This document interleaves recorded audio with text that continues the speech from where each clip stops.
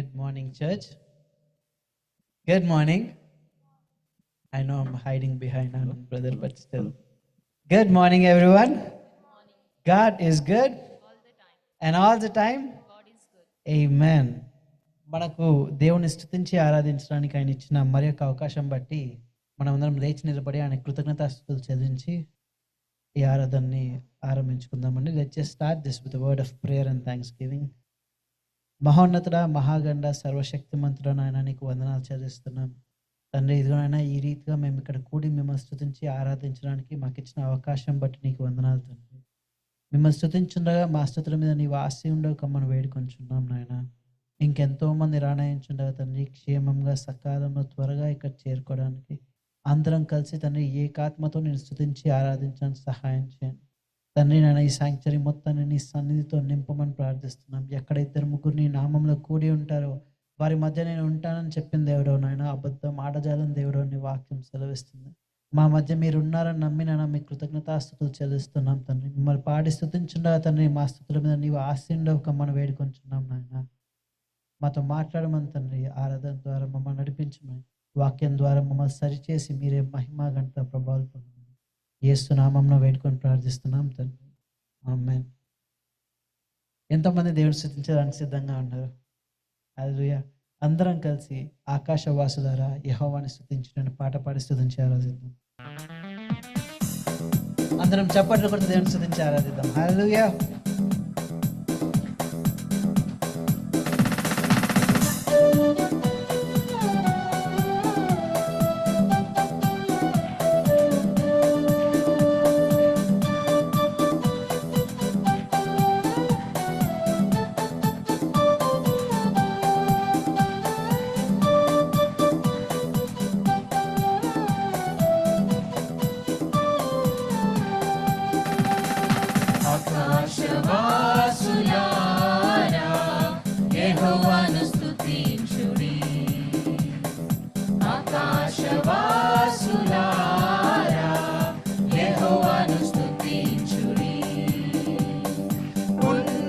స్థలముల నివాసులారా యెహోవాను స్తుతించుడి.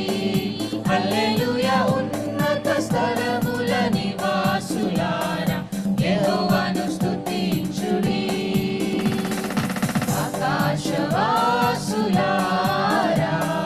యెహోవాను స్తుతించుడి. ఆకాశవాసులారా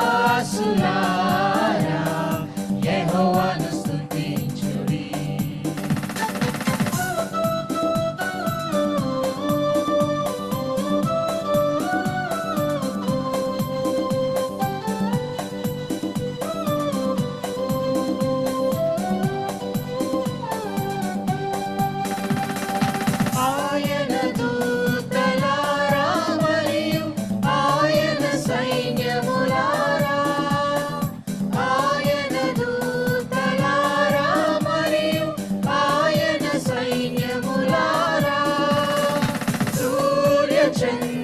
తారలారా యెహోవాను స్తుతించుడి. హల్లెలూయా. సూర్య చంద్ర తారలారా యెహోవాను స్తుతించుడి. ఆకాశవాసులారా యెహోవాను స్తుతించుడి. ఆకాశవాసులారా యెహోవాను స్తుతించుడి.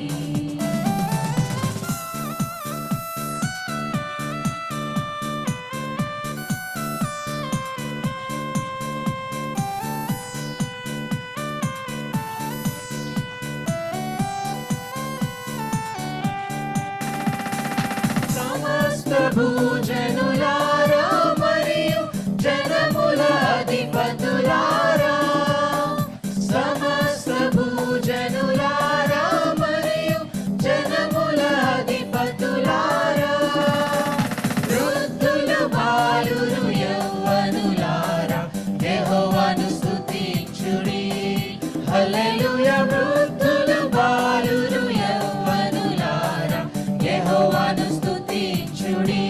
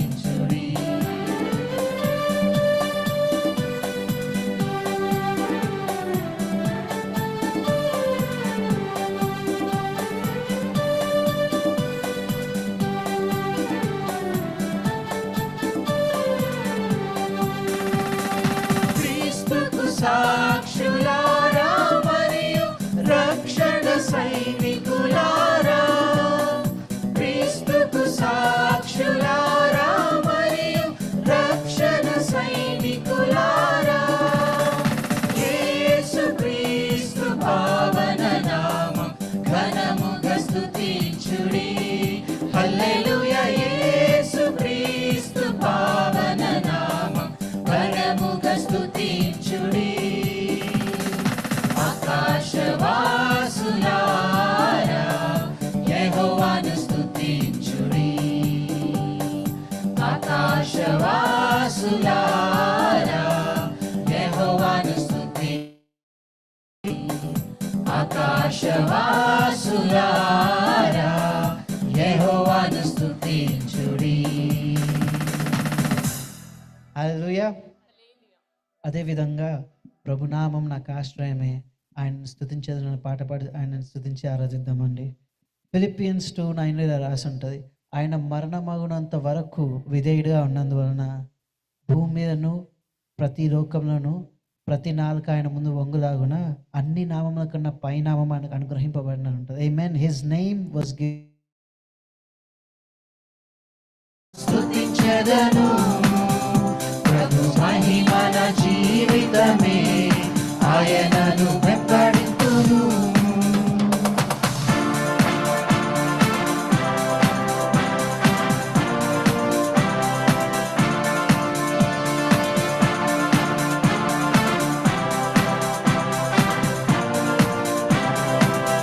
యెహోవా షాలోమ్. యెహోవా షాలోమ్ శాంతిని ఇచ్చెను యెహోవా షాలోమ్ శాంతిని ఇచ్చెను శాంతిదాత నా శాంతిదాత శాంతిదాత నా శాంతిదాత శాంతిదాత నా శాంతిదాత శాంతిదాత నా శాంతిదాత ప్రభునామం నా ఆశ్రయమే ఆయనను స్తుతించెదను ప్రభు మహిమన జీవితమే ఆయనను వెంబడింతును ప్రభునామం నా ఆశ్రయమే ఆయనను స్తుతించెదను ప్రభు మహిమన జీవితమే ఆయనను వెంబడింతును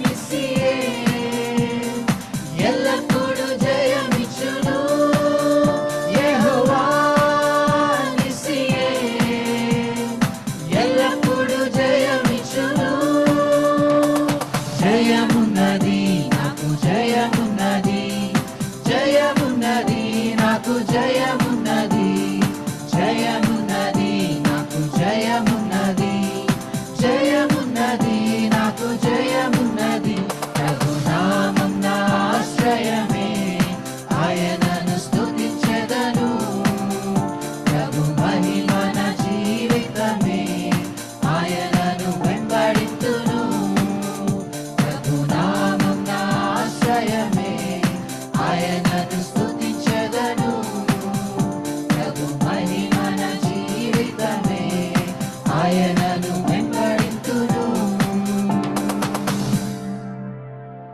హల్లెలూయా.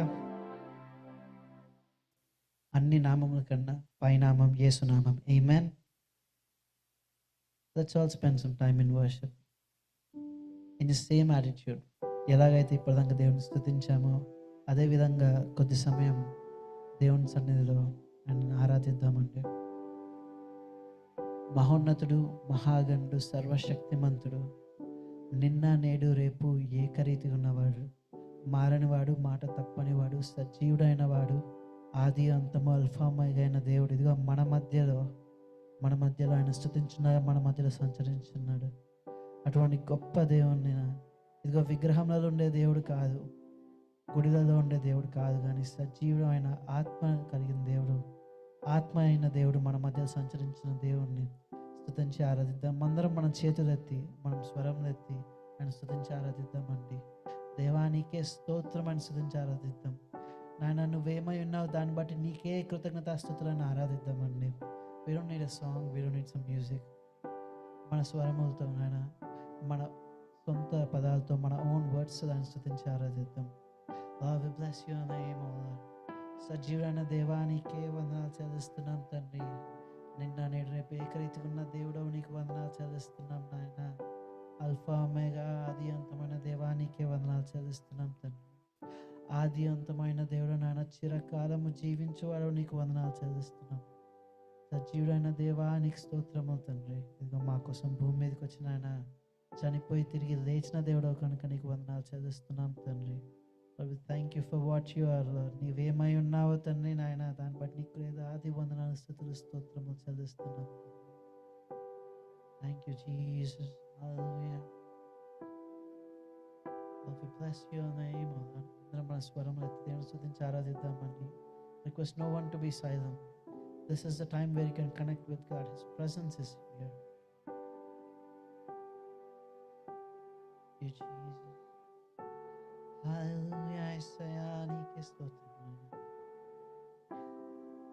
Hallelujah. నిన్న నేడు రేపు ఏకరీతిగా ఉన్నవాడు నాయన.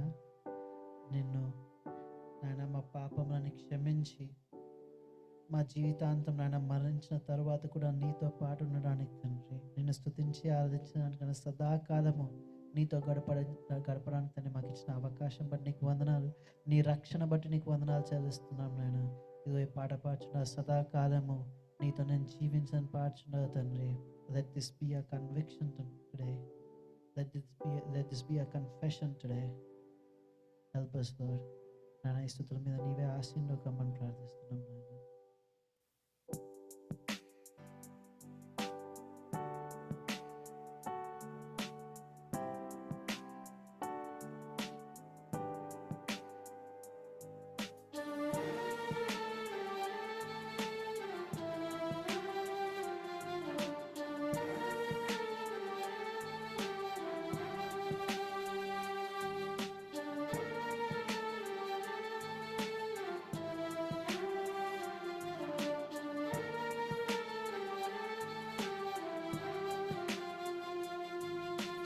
సదాకాలము నీతో నేను జీవించెదను యేసయ్యా.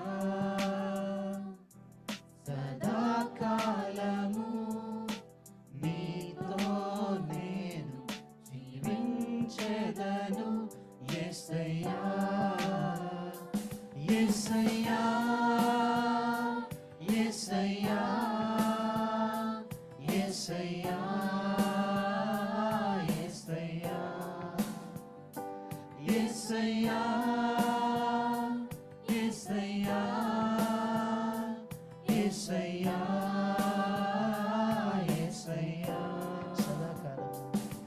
సదాకాలము నీతో నేను జీవించెదను యేసయ్యా. సదాకాలము నీతో నేను జీవించెదను యేసయ్యా. యేసయ్యా, యేసయ్యా, యేసయ్యా, యేసయ్యా, యేసయ్యా, యేసయ్యా, యేసయ్యా, యేసయ్యా, యేసయ్యా. సదాకాలము, సదాకాలము నీతో నేను జీవించెదను యేసయ్యా.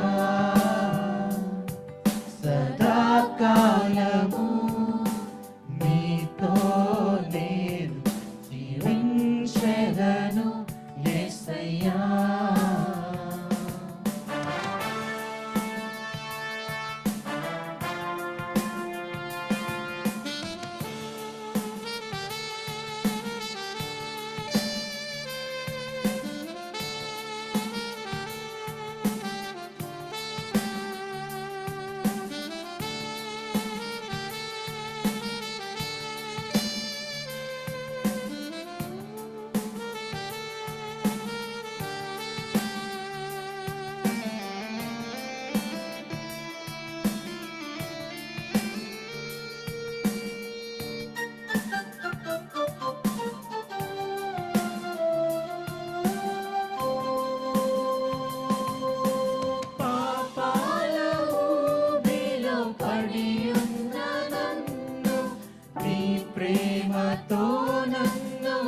లేపావయ్యా.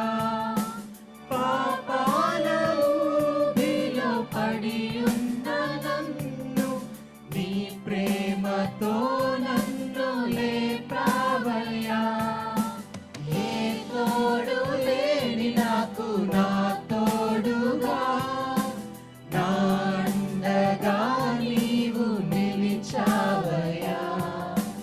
ఏ తోడు లేని నాకు నా తోడుగా, నా అండగా నీవు నిలిచావయ్యా. యేసయ్యా యేసయ్యా యేసయ్యా యేసయ్యా యేసయ్యా యేసయ్యా యేసయ్యా యేసయ్యా.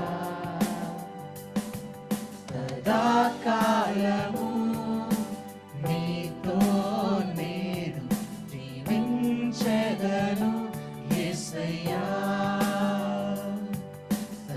సదాకాలము నీతో నేను జీవించెదను యేసయ్యా. యేసయ్యా యేసయ్యా యేసయ్యా యేసయ్యా యేసయ్యా యేసయ్యా యేసయ్యా యేసయ్యా. సదాకాలము నీతో నేను జీవించెదను యేసయ్యా. సదాకాలము నీతో నేను జీవించెదను యేసయ్యా.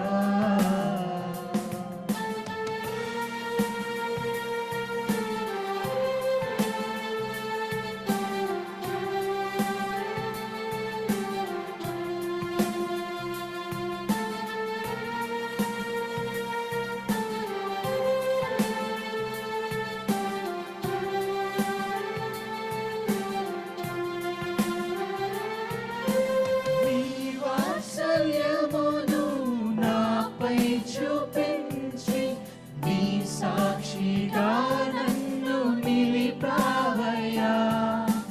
నీ వాత్సల్యమును నాపై చూపించి నీ సాక్షిగా నన్ను నిలిపావయ్యా.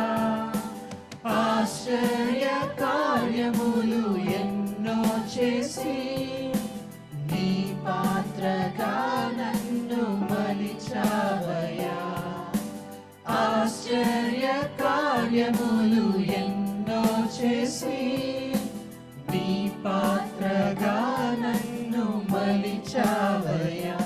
యేసయ్యా యేసయ్యా యేసయ్యా యేసయ్యా యేసయ్యా యేసయ్యా యేసయ్యా యేసయ్యా. సదాకాలము నీతో నేను జీవించెదను యేసయ్యా. సదాకాలము నీతో నేను జీవించెదను యేసయ్యా. యేసయ్యా యేసయ్యా యేసయ్యా యేసయ్యా యేసయ్యా యేసయ్యా యేసయ్యా యేసయ్యా. సదాకాలము సదాకాలము నీతో నేను జీవించెదను యేసయ్యా. సదాకాలము నీతో నేను జీవించెదను యేసయ్యా.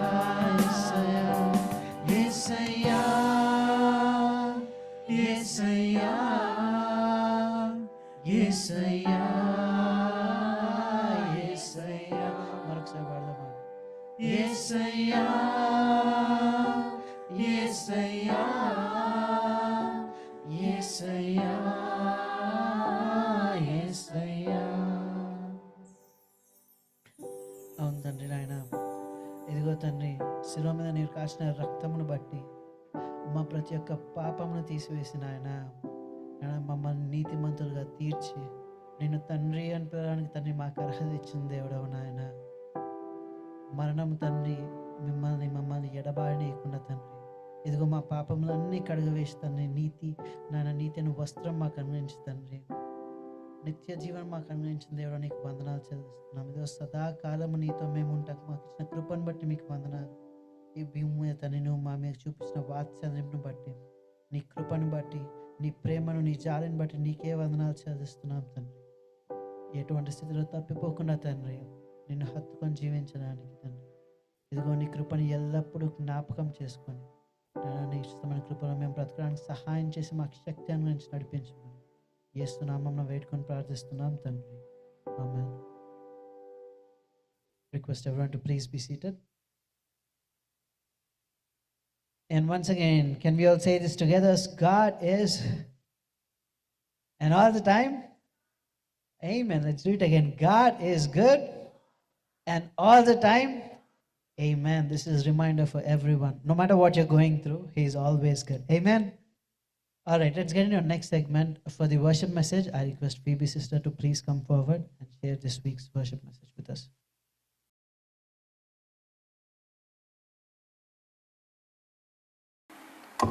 Praise the Lord, church.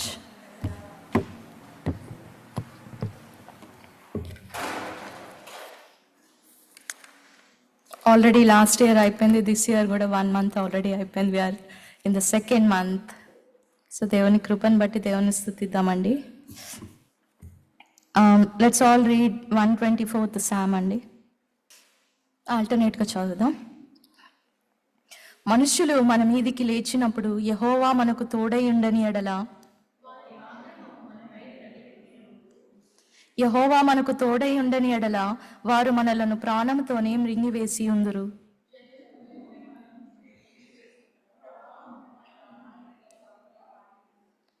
ప్రవాహములై ఘోషించు జలములు మన ప్రాణముల మీదుగా పొర్లిపారి ఉండును అని ఇశ్రాయేలీయులు అందురుగాక.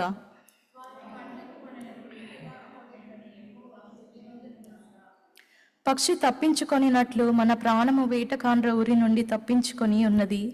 ఉరి తెంపబడెను, మనం తప్పించుకొని ఉన్నాము. భూమి ఆకాశములను సృజించిన యెహోవా నామము వలననే మనకు సహాయము కలుగుచున్నది. దయచేసి కూర్చోండి. చిన్న ప్రేయర్ చేసుకుందామండి. ప్రేమ మా ప్రియ పరలోకపు తండ్రి, మీకే స్తోత్రములు తండ్రి. దేవా తండ్రి, మీ సన్నిధికి మమ్మల్ని అందరినీ తీసుకొచ్చినందుకు మీకే కృతజ్ఞతాస్తుతులు సమర్పించుకుంటున్నాను తండ్రి.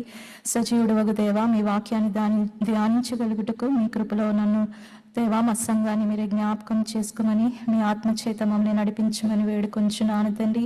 అయ్యా తండ్రి, నా ద్వారా మీరే మాట్లాడమని, మీ నామానికి మహిమ ఘనత సమర్పించుకుంటున్నాను తండ్రి. మీ నామంకే దేవా తండ్రి మహిమ చెల్లును గాక తండ్రి. మీ కృపలో మమ్మల్ని మీరే జ్ఞాపకం చేసుకోమని, సహాయం చేయమని యేసు నామమున ప్రార్థించి వేడుకుంటున్నాను తండ్రి. ఆమేన్. ఈ యొక్క సామ్ మనం చూసినప్పుడు ఇది కూడా వన్ ఆఫ్ ద యాత్రా కీర్తనల్లో నుంచి ఒక కీర్తన అండి. 15 యాత్రా కీర్తనల్లో దావీదు రాసిన 4 యాత్రా కీర్తనల్లో ఇది ఒక కీర్తన. ఇక్కడ దావీదు అంటే వారికి గడిచిన కాలం అంతా తన లైఫ్లో కానీ ఇజ్రాయెల్ కంట్రీ యొక్క హిస్టరీ అంతట్లో దేవుడు ఎలాగ తోడుగా ఉన్నాడు, ప్రతి విషయంలో దేవుడు తోడై ఉన్నాడు అన్నది దావీదు గుర్తు చేసుకుంటూ ప్రతి ఒక్కరిని గుర్తు చేసుకోవాలి అనేసి ఈ కీర్తన రాసి ఉన్నాడు. అంటే దేవుని ప్రతి విషయంలో మనం అక్నాలెడ్జ్ చేయాలి అనేసి ఇక్కడ దావీదు యొక్క ఇంటెన్షన్ అయి ఉన్నది. మనం ఇక్కడ ఫస్ట్ వర్స్ చదివినప్పుడు మనుష్యులు మన మీదికి లేచినప్పుడు యెహోవా మనకు తోడై ఉండని ఎడల అనేది ఉంది కదా. ఇంగ్లీష్లో యెహోవా మనకు తోడై ఉండని ఎడల నెక్స్ట్ మళ్ళీ సెకండ్ వర్స్ కూడా యెహోవా మనకి తోడైండని ఎడల అని ఇది 2 times రిపీట్ అవుతుంది, ద సేమ్ వర్స్ కంటిన్యూస్గా. అంటే దావీదు ఇక్కడ స్ట్రెస్ చేయాల్సింది ఏది అనుకుంటున్నాడంటే, ఎవ్రీథింగ్ ఆయన లైఫ్లో కానీ ఇశ్రాయేల్ ప్రజల్లో కానీ దేవుడే తోడై ఉండి ప్రతిదీ వాళ్ళకి సహాయం చేస్తూ వారిని అంతవరకు కాచి కాపాడాడు అన్నది వారు ప్రతి సంవత్సరం యాత్రా కీర్తనల్లో వారు జ్ఞాపకం చేసుకుంటూ దేవుణ్ణి స్తుతిస్తున్నారు అనమాట. ఈ కీర్తనలో ఇంకోటి ఏంటంటే, మనం right from the first verse మనం జీసస్ క్రైస్ట్ని చూడొచ్చు అనమాట. ఇక్కడ ఫస్ట్ వర్స్లోనే మనం చూస్తే యెహోవా మనకు తోడై ఉండని ఎడల అన్న వాక్యము, అంటే హీబ్రూ స్కాలర్స్ చెప్పిన ప్రకారము ఇమాన్యుయల్ అనే మాటకి అది ఒక పాస్ట్ టెన్స్ మీనింగ్ అనమాట. అంటే గాడ్ విత్ అస్ అనేది ఇమాన్యుయల్ కదా, గాడ్ వాజ్ విత్ అస్ అన్న మాటకి మీనింగ్గా యెహోవా మనకు తోడై ఉండని ఎడల అంటే యెహోవా మనకు తోడై ఉన్నాడు అన్నది. సో ఇట్ ఈస్ ఇమాన్యుయల్ అంటే మనం జీసస్ క్రైస్ట్ని మనం అంటాం కదా. Right from the first verse మనం జీసస్ క్రైస్ట్ని అక్కడ చూడొచ్చు. తర్వాత ఇక్కడ మనుష్యులు మన మీదికి లేచినప్పుడు అన్నప్పుడు దావీదు తన లైఫ్లో కానీ ఇజ్రాయెల్ కంట్రీకి వచ్చిన ట్రబుల్స్ అన్నిటికి కానీ ఆయన 3 కేటగిరీస్లోకి కేటగరైజ్ చేశాడనమాట. ఆ ప్రతి విషయంలో దేవుడు ఎలాగో కాపాడాడు వారందరినీ అన్నది ఇక్కడ ఈ ఒక చిన్న సామైన మొత్తం all of the troubles what ever David ఇంకా ఇజ్రాయెల్ పీపుల్ ఈవెన్ నౌ మనం కూడా ఏమేమి ఫేస్ చేస్తున్నామో అవన్నీ కూడా వాటిల్లో డిస్క్రైబ్ చేసి ఉన్నాడు అనమాట. అయితే ఇక్కడ మనం 3 T's మనం జ్ఞాపకం చేసుకుంటే, ఫస్ట్ ఎలాంటి ట్రబుల్స్లో నుంచి అంట అది ట్రైటర్స్ అంట, అంటే మనకి హాని కలిగించేవారు, ద్రోహం చేసేవాళ్ళు. సో వీళ్ళందరూ ట్రైటర్స్ అనే కేటగిరీలోకి వస్తారు. సెకండ్ ఏంటంటే ట్రబుల్స్, అంటే మనకు డైలీ లైఫ్లో వచ్చే సమస్యలు, ఇవన్నీ కూడా ద సెకండ్ కేటగిరీ అనమాట. తర్వాత కేటగిరీకి వచ్చేసరికి ట్రాప్స్. సో ఇలాగా దావీదు వాటన్నిటిని కేటగరైజ్ చేసి అంటే ఎవ్రీ ట్రబుల్లో ఎలాగ దేవుడు వారందరినీ కాపాడాడో ఇప్పుడు ప్రజెంట్ మనకి దేవుడు ఎలాగో కాపాడుతున్నాడో కూడా మనల్ని ఒకసారి గుర్తు చేస్తా ఉన్నారు దావీదు.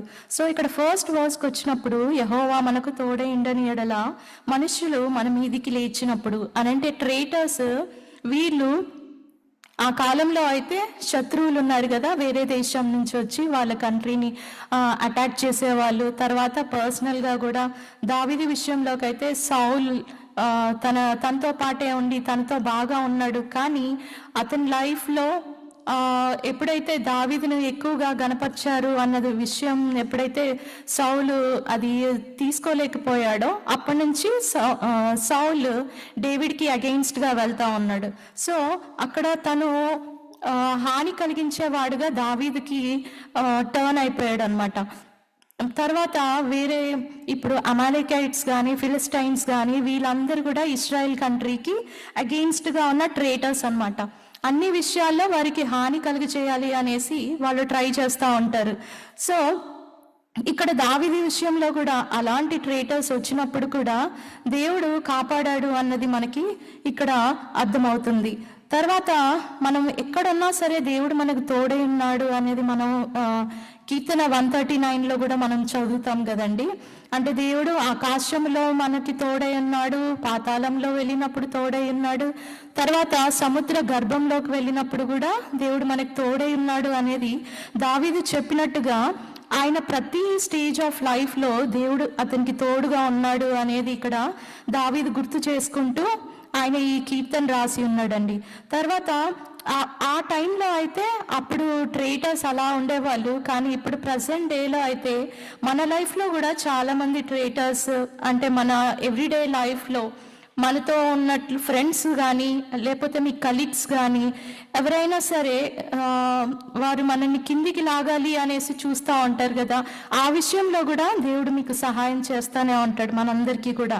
సో ఇలాంటి ట్రేటర్సే కాకుండా మనలో కూడా కొన్ని అంటే నష్టపరిచే స్వభావములు ఇవన్నీ కూడా ఉంటాయి కదా, ఇవన్నీ కూడా ట్రేటర్స్ కిందికే లెక్క వస్తుంది. మనం మార్క్ సువార్తలోకి ఒకసారి వెళ్ళి మార్క్ 7th చాప్టర్లో మనం 21 నుంచి 23rd వర్స్ దాకా ఒకసారి చదువుదామండి.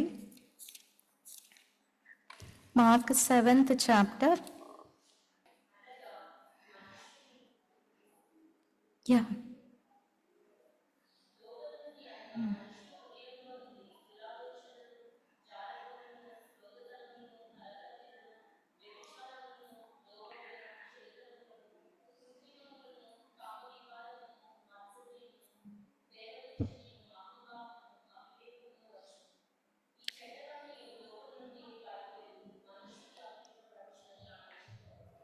యా. సో ఇక్కడ ఉన్న 13 క్వాలిటీస్ ఉన్నాయండి. ఈ 13 క్వాలిటీస్ ఇవన్నీ కూడా మనకి హాని కలిగజేసేవే ఉన్నాయి. సో ఎవరో బయట నుంచి వచ్చి మనని అటాక్ చేయాల్సిన అవసరం కూడా లేదనమాట. మనం ఒకవేళ దేవుడి వైపు చూడకపోతే మనలో ఉన్న ఈ క్వాలిటీసే మనల్ని నష్టపరిచేవిగా ఉంటాయి. సో వీటన్నిటిలో నుంచి కూడా జయాన్ని అనుగ్రహించడానికి దేవుడు మనకి తోడై ఉన్నాడు అనేది ఇక్కడ దావీదు మనకి చెప్తా ఉన్నాడు. గలేషియన్స్ 5th చాప్టర్లో కూడా మనం చూసినప్పుడు అక్కడ కూడా 16 క్వాలిటీస్ ఉంటాయి. అవన్నీ కూడా మనల్ని నష్టపరిచేవిగానే ఉంటాయి. సో ఇవన్నీ మనకి ఇన్సైడ్లోనే ఉంటాయి. ఇవన్నీ మనని ఎప్పుడు పాడు చేస్తాయో మనకి అర్థం అవ్వవు అనమాట. అందుకని ఇక్కడ దావీదు చెప్తా ఉన్నాడు, వారి ఆగ్రహము మన పైన రగులు కొనినప్పుడు తర్వాత వారు మనలను ప్రాణముతోనే మృంగివేయుదురు అని అంటే ఈ క్వాలిటీస్ అన్ని మనలో ఉన్నప్పుడు అంటే ఎవరో వచ్చి మనల్ని అటాక్ చేయాల్సిన పని లేదు.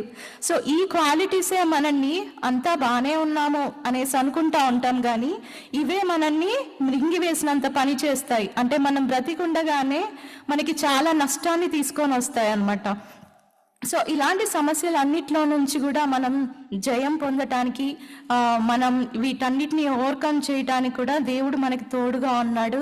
అందుకని మనం ఇంతవరకు ఆయన దేవుని సన్నిధిలో మనందరం నిలబడగలుగుతున్నాము అని అంటే ఈ యొక్క పరిస్థితులన్నిటినీ మనం జయించగలుగుతున్నాం అనేది మనం జ్ఞాపకం చేసుకోవాలి. తర్వాత నెక్స్ట్ వచ్చేసరికి నెక్స్ట్ టీ అండి, ఇది ద ట్రబుల్స్ అన్నమాట. అని అంటే ఇక్కడ 4th verse చూద్దాము. జలములు మనలను ముంచి వేసియుండును, ప్రవాహము మన ప్రాణముల మీదుగా పొర్లియుండును. ప్రవాహములై ఘోషించు జలములు మన ప్రాణముల మీదుగా పొర్లి పారియుండును అని ఇశ్రాయేలీయులు అందరుగాక. ఇక్కడ ప్రవాహములు అంటే వాటర్ని డేవిడ్ ట్రబుల్స్తో కంపేర్ చేశాడు. చిన్న చిన్న సమస్యలు every stage of the life నుంచి మనకు వస్తానే ఉంటాయి కదా. అంటే మనం చిన్నప్పుడు ఉన్నట్లుగా ఆ స్టేజ్కి తగ్గ కష్టము ఆ స్టేజ్కి అన్నట్టు. సో ఎవ్రీ స్టేజ్ ఆఫ్ లైఫ్లో మనకు వచ్చే ప్రతి ఒక్క సమస్యలు ఈ జలములతోని కంపేర్ చేశాడు అనమాట. ఈ జలములతో ఎందుకు కంపేర్ చేశాడంటే సమస్యలు అవి ఆగిపోతున్నట్టు అనిపించవు అనమాట. ఈ ఏజ్ అయిపోయింది, నెక్స్ట్ ఏజ్కి మనం ఎంటర్ అయ్యాము అనేసి అంటే దెన్ ఆ ఏజ్కి తగ్గ సమస్యలు మనకు వస్తూ ఉంటాయి. ఫ్రమ్ చైల్డ్హుడ్, టీనేజ్, అడల్ట్హుడ్, తర్వాత ఓల్డ్ ఏజ్, అన్నిటిలో ఉన్న ప్రతి ఒక్క సమస్యలన్నీ కూడా మనకి ఒక వాటర్ ఫ్లో లాగా వస్తూనే ఉంటాయి అన్నమాట. ఇట్ నెవర్ స్టాప్స్ అన్నమాట. కానీ వాటన్నిటిలో కూడా దేవుడు మనకి తోడుగా ఉంటాడు అనేది ఇక్కడ దావీదు మనకి చెప్తా ఉన్నాడు. మనం దావీదు యొక్క లైఫ్ని మనం చూసుకుంటే ఆయన చిన్నగా ఉన్నప్పుడు ఆయన షెపర్డ్ లాగా వెళ్ళి గొర్రెల్ని కాస్తా ఉన్నప్పుడు కూడా ఆయన లైఫ్లో మనం చూస్తాము. లయన్స్ అండ్ బేర్స్ వచ్చినప్పుడు కూడా వాటిల్ని ఎలాగ అటాక్ చేసి వాటిల్ని చంపివేసి గొర్రెల్ని ఎలాగో కాపాడాడు అన్నది మనం చూస్తూనే ఉంటాము.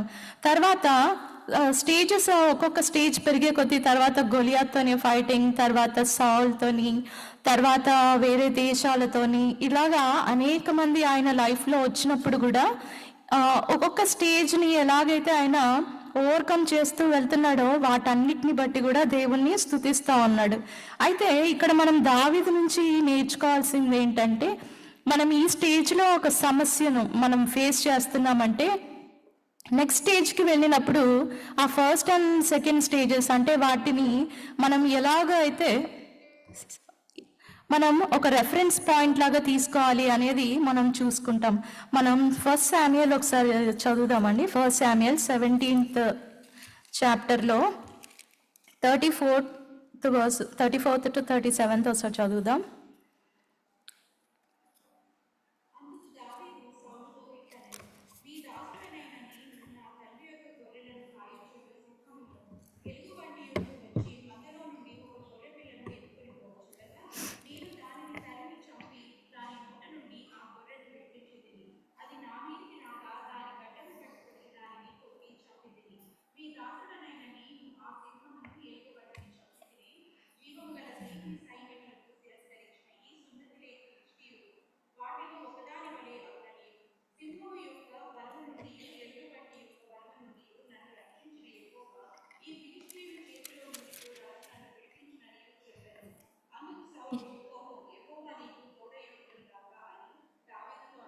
యా సో ఇక్కడ ఈ వర్సెస్లో మనం చూస్తున్నప్పుడు దావీదు లైఫ్లో అంటే పాస్ట్ వచ్చిన ఆ ట్రబుల్స్ని ఎలాగో ఓవర్కమ్ చేశాడు అన్నది ఆయన నెక్స్ట్ వచ్చే సమస్యల్లో జయించడానికి ఆయన యూజ్ చేసుకుంటున్నాడు అనమాట.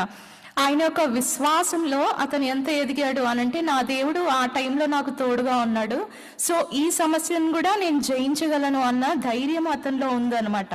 మనం ఇక్కడ దావీదు నుంచి కూడా మనం ఈ విషయం మనం బాగా నేర్చుకోవచ్చు అనమాట. మన లైఫ్లో కూడా మనకు పాస్ట్ ట్రబుల్స్ ఏమైతే వచ్చాయో వాటన్నిటిని మనం ఓవర్కమ్ చేసినప్పుడు అంటే మనకి ఏదైనా కొత్తగా సమస్య ఏదైనా వచ్చింది అనేసి మనం వెంటనే తెలుసుకోవడానికి కూడా హెల్ప్ అవుతుంది. తర్వాత తెలుసుకొని వెంటనే మనం గతించిన కాలంలో దేవుడు నాకు ఎలాగైతే తోడుగా ఉన్నాడో ఈ సమస్యలో కూడా దేవుడు నాకు తోడై ఉంటాడు అన్నది ఆ విశ్వాసంతో మనం ముందుకెళ్ళటానికి, వాటిని జయించటానికి దేవుడు మనకు సహాయం చేస్తాడు. అంటే ప్రతి విషయంలో అప్పుడు దేవుడు నాకు తోడై ఉన్నట్లుగానే ఇప్పుడు కూడా నాకు దేవుడు తోడై ఉంటాడు అనే ఆ నమ్మకం మనలో వస్తుందన్నమాట. ఆ విషయాన్ని మనం మర్చిపోకుండా అంటే మన లైఫ్లో అది ఫాలో అవుతే ఇట్ విల్ బి బెనిఫిషియల్ అన్నమాట. సో ఈ విషయంలో కూడా మనం ఎంతగానో అంటే పాత విషయాల్లో దేవుడు మనకి తోడై ఉన్నాడు అన్న సంగతి మనం మర్చిపోకుండా గుర్తుపెట్టుకుంటేనే మనకి నెక్స్ట్ సమస్యకి అవి గుర్తుంటాయి అన్నమాట. అప్పుడే మనం దేవుని జ్ఞాపకం చేసుకోవచ్చు, దేవుడు ఎంత గొప్పవాడు అన్నది మనం తెలుసుకోవచ్చు. ప్రతి విషయంలో దేవుడు మనకు తోడై ఉంటాడు, మనల్ని వదిలిపెట్టడు దేవుడు అన్నది మనకి ఆ సమస్యలు ఫేస్ చేస్తేనే మనకి తెలుస్తుంది. చాలా మంది సమస్యలు నాకు వద్దు అనేసి అనుకుంటారు, కానీ సమస్యలు అవి వచ్చినప్పుడే నువ్వు స్ట్రాంగ్గా మనందరం స్ట్రాంగ్ అవ్వటానికి, దేవుడు ఎంత గొప్పవాడో తెలుసుకోవడానికి కూడా అవి మనకి చాలా హెల్ప్ఫుల్గా ఉంటాయి. సో ఇలాగ సమస్యలు వచ్చినప్పుడు కూడా దేవుని స్తుతించాలి అన్నది ఇక్కడ దావీదు లేటర్ వర్సెస్లో మనకి గుర్తు చేస్తూ ఉన్నాడు. తర్వాత థర్డ్ది మనం వచ్చేసరికి నెక్స్ట్ వర్సెస్ చదివితే థర్డ్ ట్రబుల్ ఏంటంటే అది ఒక ట్రాప్ అనమాట. అంటే ఇప్పుడు ఫస్ట్ 2 వర్సెస్లో పైన వర్సెస్లో మనం చూసాం కదా, ఫస్ట్దేమో ట్రేటర్స్, తర్వాత ట్రబుల్స్. ఇవి మనకి తెలుసు ఇలాగ ట్రబుల్స్ వస్తాయి, ఇలా ట్రేటర్స్ వీరి ద్వారా మనకి హాని ఉంది, మనలో ఉన్న బ్యాడ్ క్వాలిటీస్ మనకి ఎలాగో తెలుసు కాబట్టి మన ఈ బ్యాడ్ క్వాలిటీని మనం తగ్గించుకుంటే మంచిది. అంటే యాంగర్ మేనేజ్మెంట్, ఇలాగ కొన్ని ఇష్యూస్ ఉంటాయి కదా మనకి. సో వీటన్నిటిని కూడా మనం కంట్రోల్ చేసుకోవటానికి మనం ట్రై చేస్తూ ఉంటాము. కానీ ఈ ట్రాప్స్ అన్నది ఏంటంటే ఇట్ ఈస్ లైక్ మనకు తెలియకుండానే we'll enter into them అనమాట. అది మన అంటే ఫస్ట్ ట్రాప్ ఎలా ఉంటుందంటే అది మనకి చాలా బాగా నచ్చుతుంది, అది చూడగానే మనకి చాలా అట్రాక్టివ్గా ఉంటుంది. మనం ఇది చాలా బాగుంది అనేసి దాని అవుట్కమ్ ఎలా ఉంటుందో తెలియకుండానే వీల్ ఎంటర్ ఇట్ అనమాట. తర్వాత ఎంటర్ అయ్యి తర్వాత ఆ ట్రబుల్స్ ఫేస్ చేసిన తర్వాత కానీ మనకు తెలుస్తుంది ఇది ఒక ట్రాప్ అనేసి. సో దావీదు విషయంలో కూడా బత్షెబతో చేసిన పాపం అది ఒక ట్రాప్ అనమాట. అతను ఆకర్షితుడై బత్షెబతో పాపం చేసి ఉన్నాడు, ఆ పాపం వల్ల చాలా నష్టపోవాల్సి వచ్చింది. సో అలాంటి ట్రాప్స్ అన్నిటిని కూడా ఈ కాలంలో అయితే మన ఒక అడిక్షన్స్ ఆర్ ద ట్రాప్స్ అనమాట. మనం దేనికి ఎక్కువ టైం మనం స్పెండ్ చేస్తూ ఉన్నాము, మన హ్యాబిట్స్ ఎలాగున్నాయి. సో ఇవన్నీ కూడా స్టార్టింగ్లో మనకి చాలా అట్రాక్టివ్గా ఉంటాయి. మనం ఫోన్ చూడటం కానీ, షార్ట్స్ కానీ, రీల్స్ కానీ ఇవన్నీ చాలా అట్రాక్టివ్గా ఉంటాయి. ఫస్ట్ చూసినప్పుడు చాలా బాగుంటాయి, కానీ స్క్రోల్ చేస్తూనే ఉంటారు, ఎంత టైం అయిపోయిందో మనకు తెలియదు అనమాట. నష్టపోవాల్సింది మనకి ఆ నష్టం వచ్చేస్తూ ఉంటుంది, టైం అంతా లాస్ అయిపోతూ ఉంటాము. కొన్ని విషయాల్లో అయితే లైక్ చాలామంది ఫినాన్షియల్గా కూడా లాస్ అవుతూ ఉంటారు, కొన్ని గేమ్స్ ఆడుతూ ఉంటారు, బెట్టింగ్స్ కానీ ఇలాంటివి, వీటన్నిటిలో చాలా లాస్ అవుతూ ఉంటారు అనమాట. సో ఈ లాసెస్ అన్నీ కూడా ఫస్ట్ వాళ్ళందరికీ చాలా ఇష్టంగానే వెళ్తారు, వాళ్ళందరూ ఎక్స్పెక్ట్ చేయరు అనమాట ఫైనల్గా ఇలా అవుతుంది అనేసి. కానీ when they come to that outcome, ఆ ఫైనల్ రిజల్ట్ వచ్చినప్పుడు కానీ దే విల్ రియలైజ్ అనమాట ఇది నాకు ఇంత హాని కలిగజేసిందా అనేది. కానీ అప్పటికే చాలా లేట్ అయిపోయింది అనేసి అనుకుంటాం. దావీదు అయితే మనకు గుర్తు చేస్తూ ఉన్నాడు ఇలాంటి ట్రాప్స్ ఉన్నాయి మన లైఫ్లో, ఇలాంటి ట్రాప్స్ ఉన్నాయి, సో మనం జాగ్రత్తగా ఉండాలి. ఆ కాలంలో అయితే దావీదు తన ప్రజలందరికీ చెప్పినట్టుగా దేవుడు ఎలాగైతే వాళ్ళందరికీ తోడుగా ఉండి కాపాడాడో ఈ కాలంలో కూడా మనకు కూడా సహాయం చేసే దేవుడై ఉన్నాడు అనేది ఇక్కడ దావీదు మనకు చెప్తా ఉన్నాడు. ఆ ట్రాప్స్ అన్ని ఎలా ఉంటాయంటండి ఒకసారి చూద్దాము.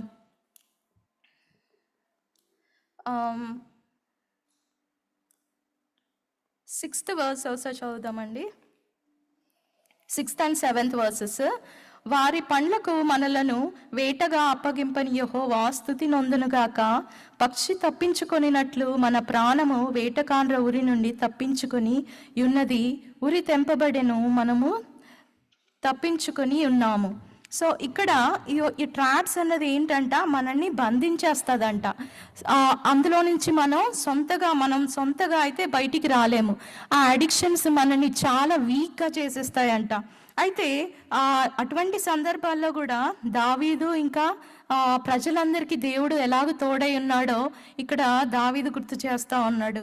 ఆ విషయంలో మనం కూడా ఇక్కడ నేర్చుకోవాల్సింది ఏంటంటే, when we're into some addiction అంటే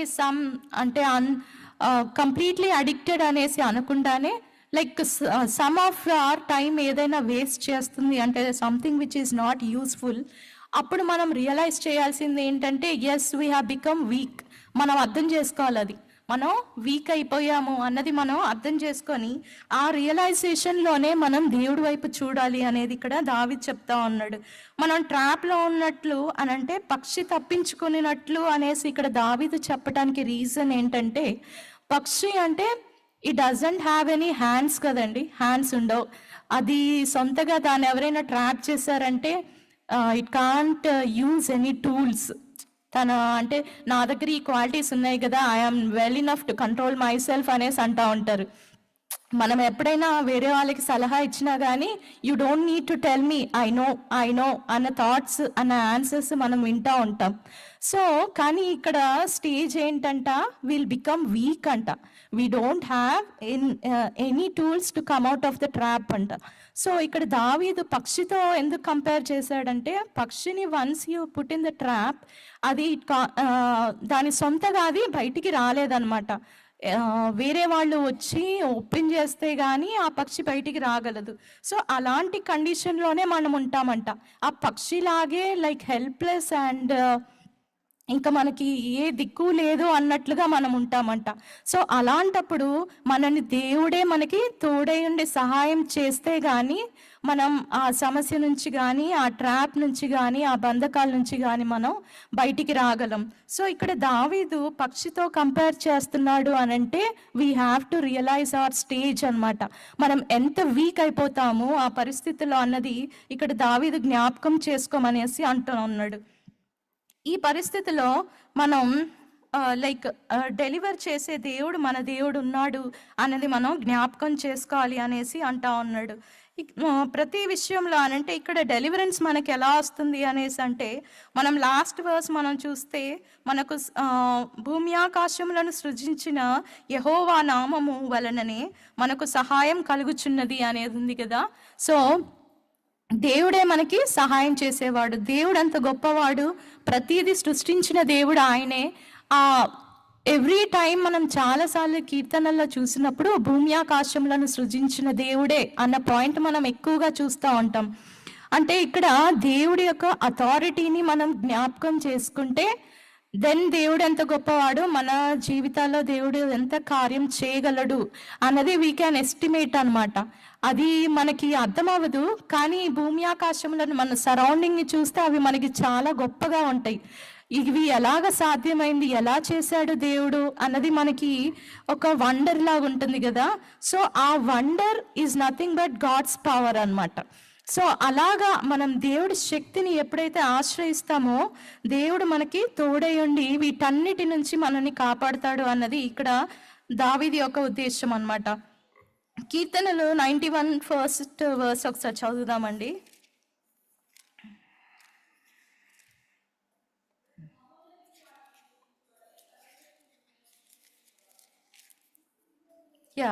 సో వీటన్నిటిని అంటే ఈ బంధకాల అన్నిటిలో నుంచి మనం వీటన్నిటిని ఓవర్కమ్ చేసి మనం బయటికి రావాలి అని అనుకుంటే మనం ఆయన సన్నిధిలో ఉండాలి అనేది ఇక్కడ దావీదు మనకి చెప్తా ఉన్నాడు.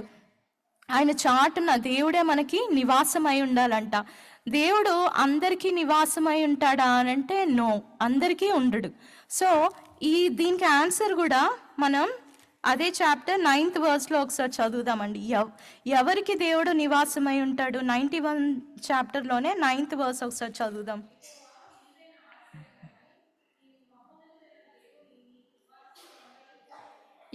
అంటే 9th verse ఏమని చెప్తున్నారు అని అంటే, దేవుడు నివాస స్థలంగా ఎవరికి ఉంటారంట? మనం ఒప్పుకోవాలంట, దేవా నీవే నా నివాస స్థలం అని మనం ఎప్పుడైతే ఒప్పుకుంటామో, వెన్ వీ కన్ఫెస్, నువ్వే దేవా నాకు, మీరే నాకు నివాసం, మీరు తప్ప నాకెవరు లేరు అని మనని మనం తగ్గించుకొని ఎప్పుడైతే మనం దేవుడి దగ్గరికి వెళ్తామో, దెన్ దేవుడు మనకి నివాస స్థలం అవుతాడు. ఇది అందరికీ మనం అంటే 91 చాప్టర్ మోస్ట్ ఆఫ్ అస్ మన అందరికీ బై హార్ట్ వచ్చు. కానీ దేవుడు మన నివాస స్థలం ఎప్పుడు అవుతాడు అని అంటే వెన్ వీ యాక్సెప్ట్ అనమాట. మనం దేవుని ఇన్వైట్ చేసినప్పుడు, when we confess that he is our refuge అని మనం ఎప్పుడైతే మనం అంటామో, దెన్ ఓన్లీ దేవుడే మనకి అప్పుడు ఆశ్రయం అవుతాడు. సో ఈ దేవుడిని ఆశ్రయించినప్పుడు అనంటే ద పాత్ అనేది కూడా వెరీ ఇంపార్టెంట్ అనమాట. ద పాత్ అంటే ప్రార్థన ఈజ్ ద ఓన్లీ వే అనమాట. దేవుని మనం నివాసం చేసుకోవడానికి the only way is the prayer అనమాట. ప్రేయర్ అనే విషయంలో జోబ్లో చాలా బ్యూటిఫుల్ వర్స్ ఒకటి ఉందండి, అదొకసారి చూద్దాము. 28th చాప్టర్లో 7 to 11 ఇది ప్రార్థన ఎలాగా అంటే how it will take us to God, దేవుని నివాస స్థలంగా మనం ఎలాగ చేసుకోగలము అన్నది ఈ వర్సెస్ మనం చదివితే అర్థమవుతుంది. 7 to 11 వర్సెస్ ఒకసారి చదువుతామండి.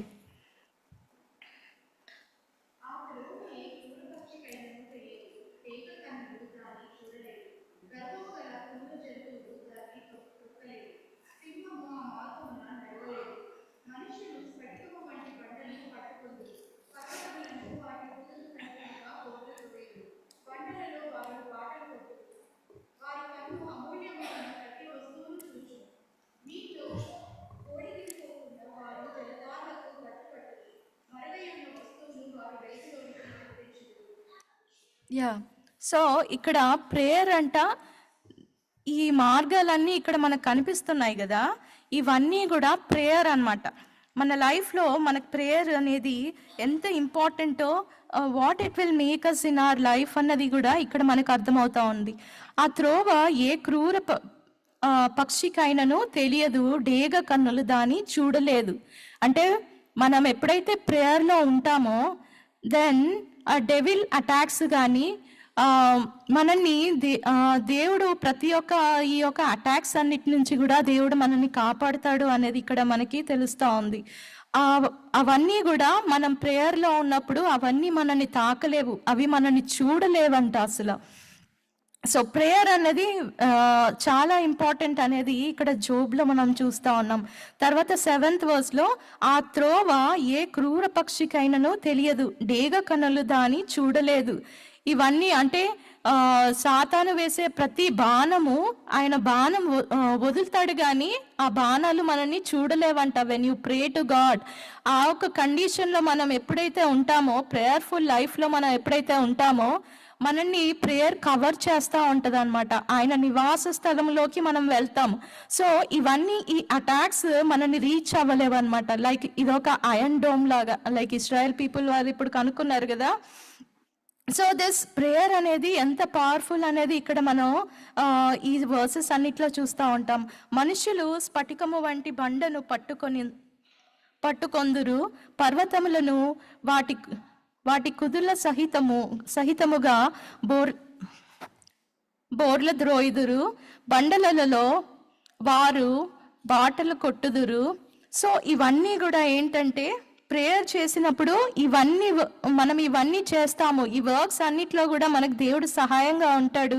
తర్వాత వారి కన్ను అమూల్యమైన ప్రతి వస్తువును చూచును అనంటే, మనం ప్రేయర్లో ద ఎండ్ పాయింట్ ఏంటంటే, when you go deep in to the prayer, మనం దేవుని యొక్క వెలుగుని చూసే వాళ్ళంగా ఉంటాము.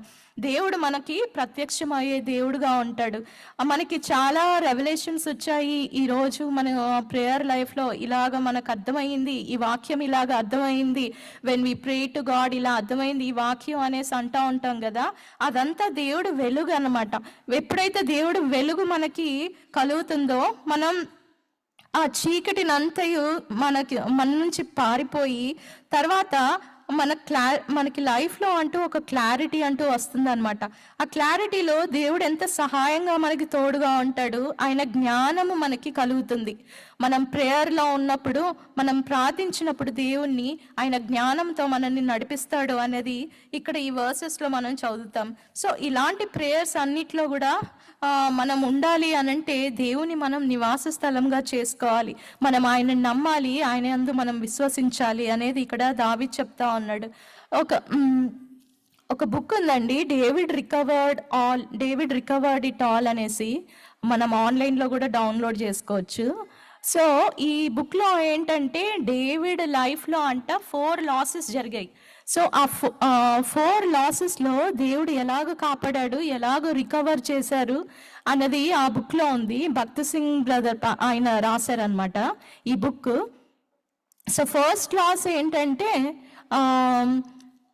ఆయన ఫిలిస్టీన్స్కి అగెయిన్స్ట్గా ఉండే అతను ఏమవుతాడంటే, సౌల్ మీద కోపంతో, సౌల్ ఇలాగ నన్ను అటాక్ చేస్తానే ఉంటున్నాడు ప్రతిసారి, ఎవ్రీ టైమ్ ఈ సౌల్తో నాకు ఇబ్బంది అయిపోతా ఉంది, ఇంకా ఐ కాంట్ బేర్ దిస్ అనేసి ఏం చేస్తాడు, ఆయన ఫిలిస్టైన్స్ దగ్గరికి వెళ్తాడు. వాళ్ళ దగ్గరికి వెళ్ళి వాళ్ళతో కలిసి సౌల్కి అగెయిన్స్ట్గా అటాక్ చేయడానికి ట్రై చేస్తాడు. సో ఫస్ట్ అయితే సౌల్ అభిషక్తుడు గనక ఆయన దగ్గరలో ఉన్నా కానీ ఆయనను చంపకుండా కాపాడుతాడు కదా. కానీ ఈ తర్వాత ఏమైందంటే, ఆయనని ఇంకా ఐ కాన్ బేర్ ఇట్ అనేసి ఫిలిస్టీన్స్తో కలుస్తాడు. సో అప్పుడు ఏమైందంటే, ఆయనకి తర్వాత అకీష్ అనే అతని దగ్గర ఉంటాడు, కానీ వేరే ఇంకా సౌల్ అంటే ఇజ్రాయెల్ ప్రజల మీదకి యుద్ధంగా వెళ్దాము అనే టైంలో వేరే ఫిలిస్టైన్స్ వాళ్ళందరూ వచ్చి, డేవిడ్ ఎందుకు, డేవిడ్ మనవాడు కాదు కదా, హెబ్రియుడు కదా, ఎందుకు వస్తున్నాడు మనతోని అనేసి అతన్ని ఆపేస్తారనమాట. అతన్ని ఆపేసి తర్వాత ఆయనని పట్టించుకోరు. అప్పుడు దావీదుకి అర్థమవుతుంది. అప్పుడు అకీష్ దగ్గరికి వెళ్ళి ఆయన కాళ్ళు పట్టుకొని అడుగుతూ ఉంటాడు, ఎందుకు ఇలాగా, ఇన్ని రోజులు నీకు నమ్మకంగా ఉన్నాను కదా, ఎందుకు ఇలాగా అనేసి. అంటే మన స్థితి ఎలాగైపోతుందంటే, శత్రువు దగ్గరికి వెళ్ళి శత్రువు కాళ్ళు పట్టుకునే స్టేజ్కి వెళ్తూ ఉంటాం అనమాట. మనం దేవుడి సన్నిధిలో లేనప్పుడు దావీదు ఎలాగైతే నష్టపోయాడో, మనం కూడా వేరే వాళ్ళ వైపు చూస్తూ ఉంటాము. వాళ్ళ వైపు వెళ్ళి వాళ్ళ కాళ్ళు పట్టుకునే అంత స్టేజ్కి డేవిడ్ ఇలా దిగజారాడు అనంటే, దేవుడి సన్నిధి అతనికి తోడుగా లేదు అన్నది మనం జ్ఞాపకం చేసుకోవచ్చు అనమాట. సో ఈ లాస్లో ఇది ఒక ఫస్ట్ లాస్ అనమాట. సెకండ్ లాస్ ఏమో, ఆయన దేవుని యొక్క మందసం ఉంటుంది కదా, అది ఒక కార్ట్లో తీసుకొని వస్తారు కదా ఫిలిస్టైన్స్ తీసుకొచ్చినట్లుగా, అది లేవీయులు వాళ్ళ భుజాల మీద తీసుకొని రావాలి. కానీ దావీదు ఇది నేను ఎందుకు తీసుకురాకూడదు, మందసం నా దగ్గర ఉండాలి అన్నట్టుగా ఒక కార్ట్లో పెట్టుకొని తీసుకొని వస్తాడు. సో అప్పుడు అది కిందకి పడిపోతుంది అన్నప్పుడు ఉజ్జా అనే అతను దాన్ని పట్టుకుంటే అతను చనిపోతాడు. సో ఇక్కడ తన లాస్ ఇంకొకరికి హాని కలుగజేసేదిగా అయిపోయింది అనమాట. ఫస్ట్ టైం ఏమైంది, ఫిలిస్టీన్స్కి అగెయిన్స్ట్గా వెళ్ళినా కానీ అంటే వాళ్ళ వైఫ్ని వాళ్ళ పీపుల్ అందరినీ వాళ్ళు అటాక్ చేసి తీసుకెళ్ళిపోయినా కానీ దావీదు వెళ్ళి వాళ్ళని సేఫ్గా తిరిగి రిటర్న్ తీసుకొస్తాడు, ఎవరికి ఎటువంటి హాని జరగదు. కానీ నెక్స్ట్ స్టేజ్లో ఏమవుతుంది, ఉజ్జా చనిపోతాడు, ఆయన వల్ల ఒక మనిషి చనిపోతాడు అనమాట. తర్వాత కూడా బత్షెబాతో పాపమైనప్పుడు అది థర్డ్ లాస్ ఏంటంటే, ఆయన కొడుకుని పోగొట్టుకుంటాడు. So every stage of the లైఫ్లో మనం అదే ట్రబుల్స్కి మనం కంటిన్యూ చేస్తా ఉంటే డేవిడ్ లైఫ్లో మనం ఎలాగైతే లాసెస్ చూసామో వాటన్నిటినీ కూడా మనం చూసి నేర్చుకోవాలన్నమాట. ట్రబుల్స్ అనేవి చాలా బాగుంటాయి, అంటే మనం చాలా అట్రాక్ట్ అయిపోయి చేస్తూ ఉంటాం, కానీ దాని వెనకాల వచ్చే లాసెస్ అన్నది కూడా మనం ఇమాజిన్ చేసుకుంటూ ఉండాలి. దావీదు లైఫ్లో కూడా అలాగే చాలా నష్టపోయాడు. సో వీటన్నిటినీ కూడా ఆ 4 లాసెస్ అన్నిట్లో కూడా దేవుడు దావీదుకి తోడే ఉన్నాడు. ఇన్ని పాపములు చేసినా కానీ he is man of God's own heart కదా డేవిడ్. ఎలా అయ్యాడు అని అంటే ఫైనల్ ఆయన ఎలా ఇవన్నీ రికవర్ చేసుకోగలిగాడు అంటే దేవుని యొక్క హృదయానుసారుడు ఎలా అవ్వగలిగాడు అంటే ఫైనలీ ద ఒబీడియన్స్ అన్నమాట. మనం ఎప్పుడైతే దేవునికి విధేయత చూపిస్తామో దెన్ మనం నష్టపోయినవన్నీ కూడా తిరిగి మనకి రెస్టోర్ చేస్తాడు దేవుడు, తిరిగి మనకి సమకూరుస్తాడు అనమాట. ఇలాగ దావీదు లైఫ్లో మనం చాలా నేర్చుకునే ఉన్నాయి. వీలైతే ఆ బుక్ ఒకసారి చదవండి, ఆన్లైన్లో ఉంది, డేవిడ్ రికవర్డ్ ఇట్ ఆల్ అనేసి. So like coming to this verse, ఇప్పుడు 7th వర్స్, ఆయన పక్షి తప్పించుకున్నట్లు మన ప్రాణము ఎలాగైతే మనల్ని దేవుడు కాపాడతాడో, పక్షి తప్పించుకున్నట్లుగా మనల్ని దేవుడు ఎలాగో కాపాడతాడో, అది మనం ఒక ప్రేయర్ఫుల్ లైఫ్తోని ఆయన్ని మనం నివాస స్థలంగా చేసుకున్నప్పుడు ఇవన్నీ జరుగుతాయి అనేది మనకు అర్థమైంది కదా. సో ఇక్కడ ఏమైందంటే అలా కాపాడటమే కాకుండా దేవుడు మనల్ని తిరిగి back to the temptations, back to the losses మనం వెళ్ళకుండా ఆ ట్రాప్ అనేదంట, ఆ బంధకాన్ని దేవుడు బ్రేక్ చేసేవాడుగా ఉన్నాడు. సో వెన్ ఎనీ ట్రాప్, అసలు మనకి ట్రాపే లేకుండా దాన్ని బ్రేక్ చేసేసాడు అనుకో దేవుడు, we don't get back to it, right? So అదే వర్స్ మనం ఇక్కడ చూస్తాము 7th సెకండ్ పార్ట్లో, ఉరి తెంపబడెను మనం తప్పించుకొని ఉన్నాము.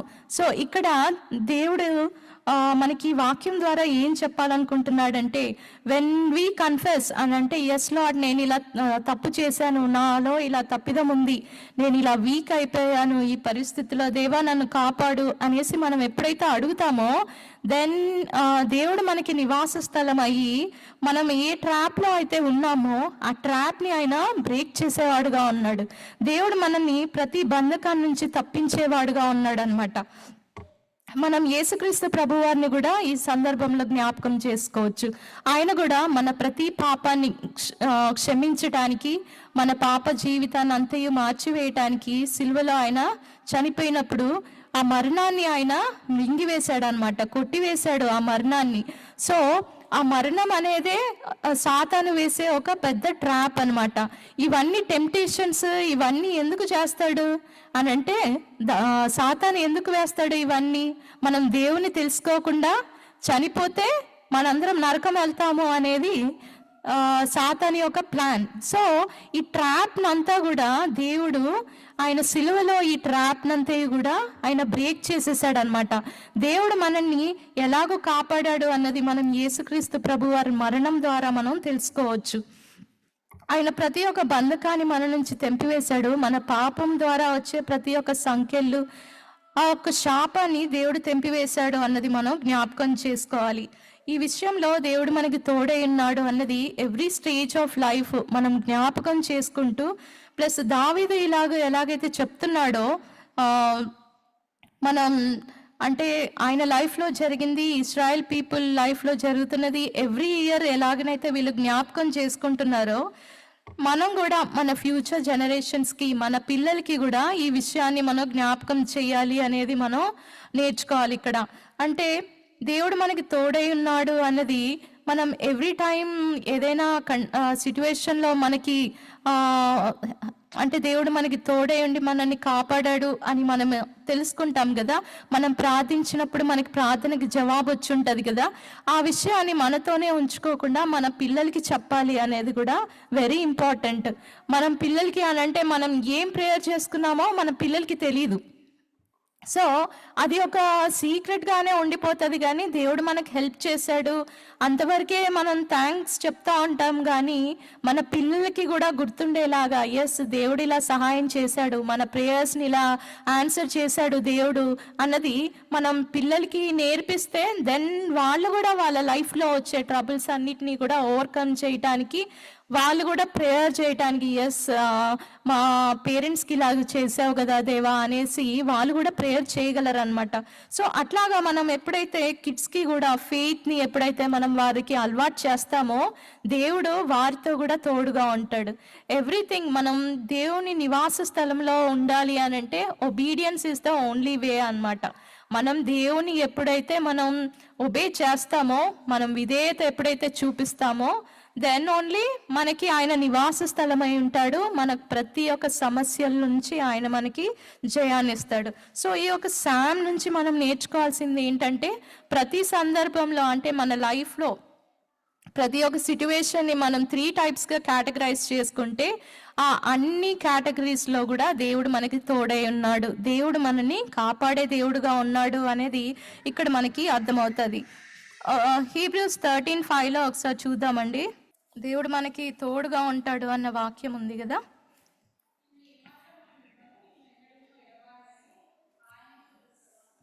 యా, సో ఈ వాక్యాన్ని మనం గుర్తు చేసుకుంటూ పిల్లలకు కూడా మనం నేర్పించే వాళ్ళంగా ఉండాలి. ఎప్పుడు మనకి దేవుడు తోడుగానే ఉన్నాడు, ఆయన మనని ఎప్పుడు విడిచిపెట్టడు అన్నది ప్రతి విషయంలో మనం జ్ఞాపకం చేసుకుంటూ పిల్లలకు కూడా ఎవ్రీడే లైఫ్లో వాళ్ళకి ఈ వాక్యాన్ని వాళ్ళకి అలవాటు చేయాలి. వాళ్ళకి చిన్న చిన్న సమస్యలే, చిన్న చిన్న ట్రబుల్సే ఉంటాయి, హోంవర్క్స్ కానీ ఇలాంటివి. సో ఇటువంటి ట్రబుల్స్ అన్నిట్లో కూడా దేవుడి మీద డిపెండ్ అవ్వటం వాళ్ళకి నేర్పిస్తే మనం దేవుణ్ణి ఇంకా ఎక్కువగా తెలుసుకోగలుగుతాము. ఆయన మనకి తోడుగా ఉన్నాడు అన్నది లైక్ ఇది ఒక సరియల్ ఎక్స్పీరియన్స్ అవుతుంది అనమాట మన లైఫ్లో. సో ఇలాగ దేవుడు మనకు తోడుగా ఉన్నాడు అన్న విషయాన్ని మనం జ్ఞాపకం చేసుకుంటూ, ఇన్ని సంవత్సరంలో దేవుడు మనల్ని కాపాడాడు, గత సంవత్సరం అంతా కూడా దేవుడు మనల్ని కాపాడాడు, ఇక నుంచి కూడా దేవుడు మనల్ని కాపాడబోతున్నాడు అన్నది మనం జ్ఞాపకం చేసుకుంటూ మనకి తోడై ఉన్న దేవుణ్ణి మనం స్తుతిద్దామండి. దేవుడి వాక్యాన్ని దీవించును గాక.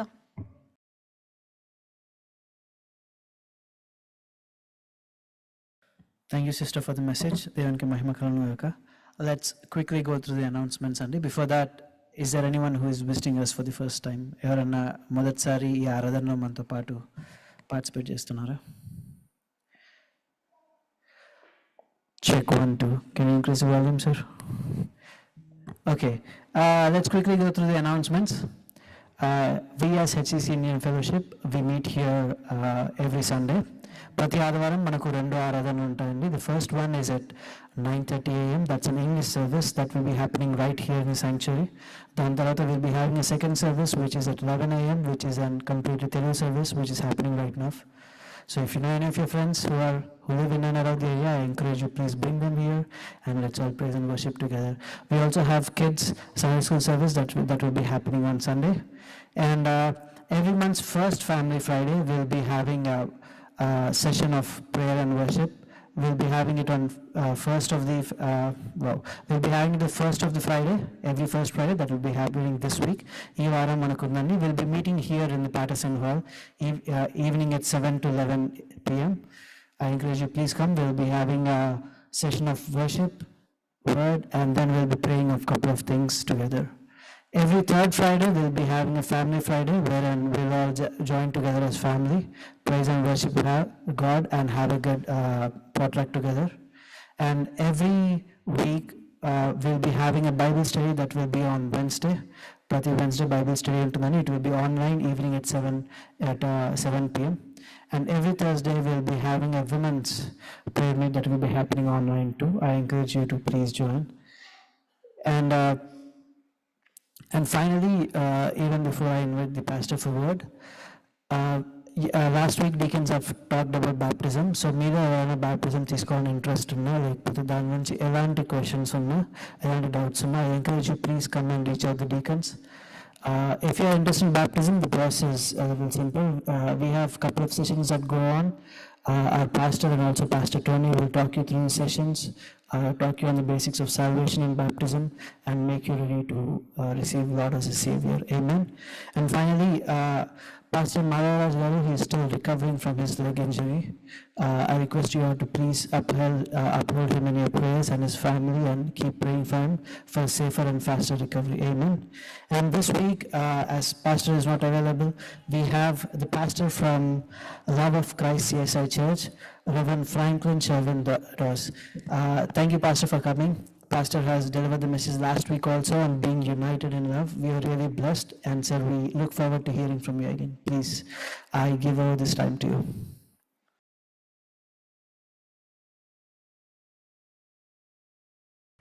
Praise the Lord. Good to see you all again after a week. It's such a great blessing to come and share the word of God with you all. I was really enjoying your message, sister, but you suddenly, abruptly ended it. Hope I did not cut down your time. I wish I had come a little earlier and listened to the beautiful message. The presence of God is so very important for us. If the slides are ready, we can go from there. But before that, may I request all of us to stand, and if you find your hymnals in your pews, look to page hymn number 8, Praise to the Lord, the Almighty. We will sing just one stanza of that and look to the Lord for the message. Praise to the Lord, the Almighty, the King of creation. O my soul, praise him, for he is thy health and salvation. All ye who yearn now to his temple draw near, join me in glad adoration. Are you going to play music, Prajit? Thank you for the introduction. Maybe we can sing one more song with the music, that will be better. One more stanza. Shall we sing the second stanza? Praise to the Lord, o'er all things so wondrously reigneth, shelters thee under his wings, yea, so gently sustaineth. Hast thou not seen how all thy longings have been granted in what he ordained? Let us pray.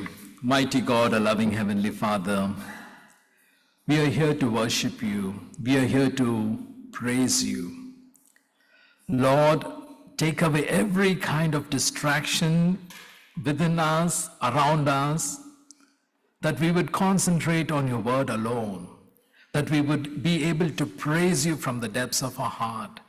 Even as the psalmist says, even as they praised, even as he praised to the Psalms, Lord, help us to praise you and give you the glory all the time, in every moment, every time of our lives. Father God, we come to you, O Lord. Let your sanctifying grace be upon us. Anoint us with your Holy Spirit, O God, that you would speak to us, that we would be prepared to receive your word into our midst, O Lord, into our hearts, into our lives of our families.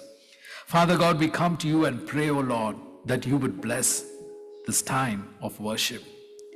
Help us to think about glorifying and praising you alone. This we ask in the precious and ever-loving name of your Son and our Savior, Jesus Christ. Amen. Please be seated. As I said, it is such a great blessing to be with you all again on this Sunday. Are you all happy to be here? If you're happy, let's say praise the Lord. Praise the Lord. Wonderful. The topic today for us is praise the Lord, worship. Last week నుంచి ఈ వీక్కి నేను తెలుగులో కొంచెం మాట్లాడాలనుకున్నాను. అంటే దానికోసం నేను ప్రయత్నం చేయలేదు. సో క్షమించండి, నెక్స్ట్ టైం వచ్చేటప్పుడు I will try to learn some more Telugu. మా అమ్మమ్మ ఫ్యామిలీ అంతా తెలుగు, దానికి నేను తెలుగు కొంచెం మాట్లాడతాను. అంత బాగా రాదు, but I love Telugu. It's dear to my heart.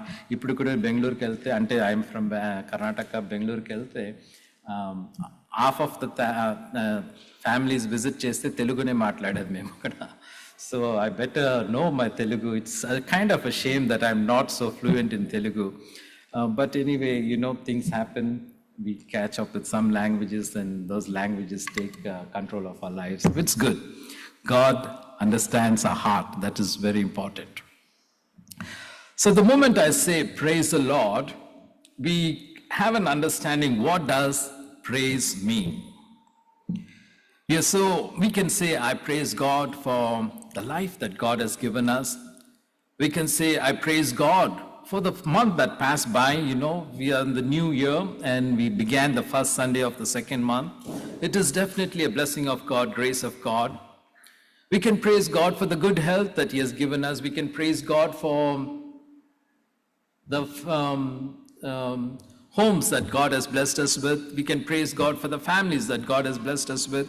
We can praise for God for the financial blessings. We can praise God for the church that God has blessed us with. What else can you praise God for?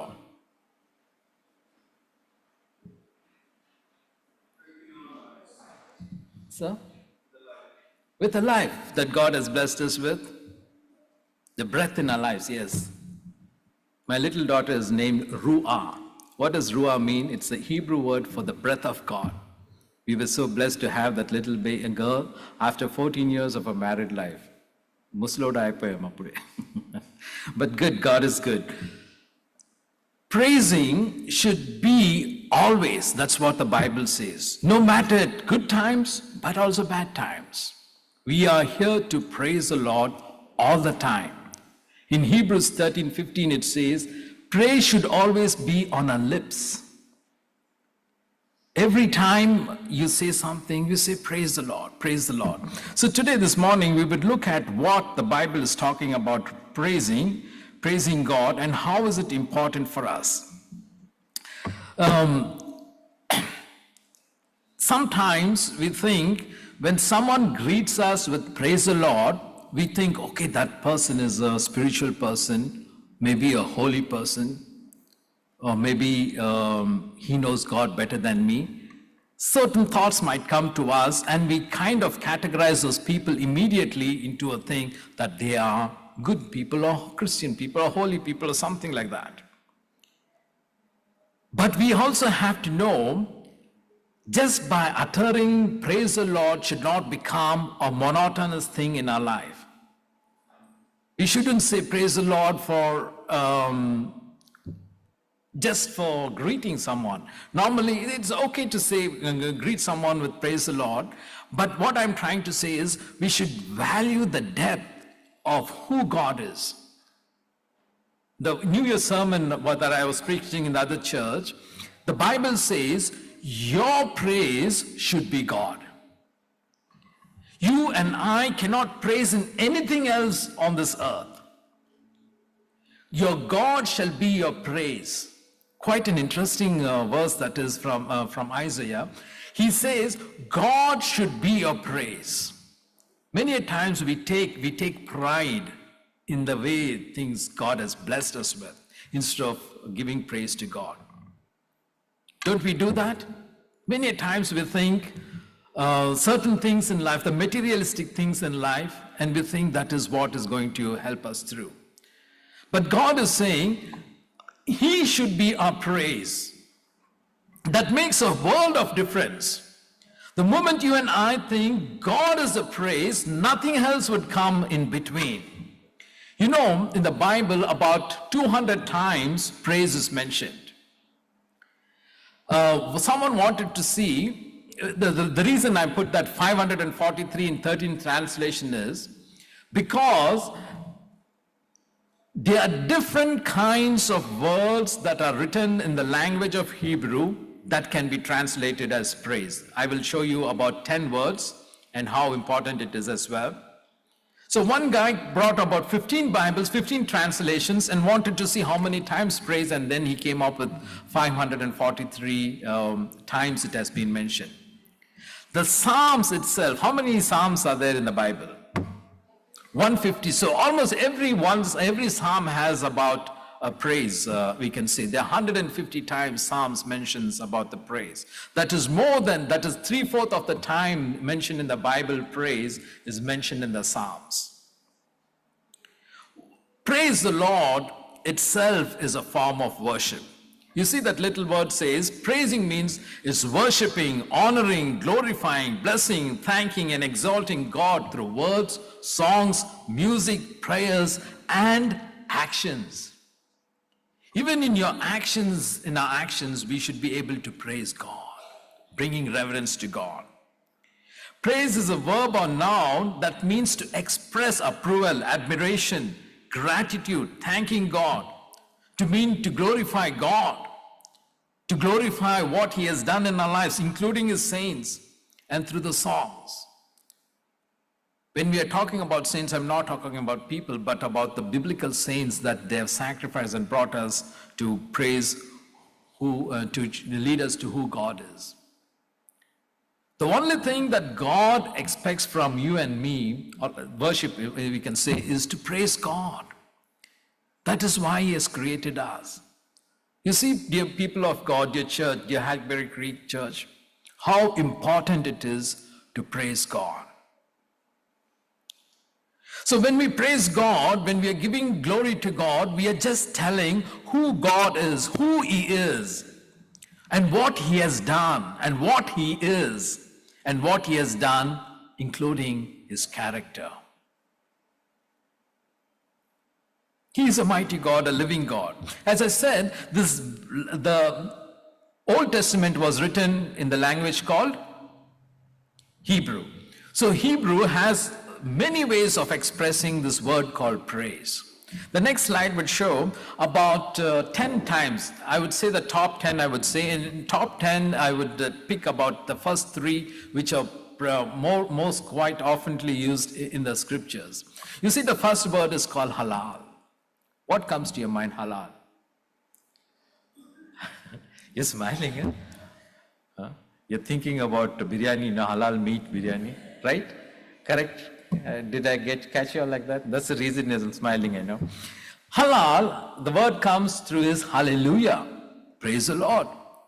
This is the most extensively used word in the Bible for praise. And why is that so important? It simply means that we are shining forth the glory of God, or giving glory to God, who is a bright, shining light. We boast about God. In fact, someone even says, I am foolish for the Lord. I'm clamorously foolish in praising the Lord. No matter what happens to me, I'm going to praise the Lord. That kind of understanding. The only focus is God. That is kind of halal worship. Worshipping God to the utmost, shouting hallelujah and praising God. That is the most common used word. The second word that is used is yada. So as you praise God, the second word says yada means you lift up your hands and worship God.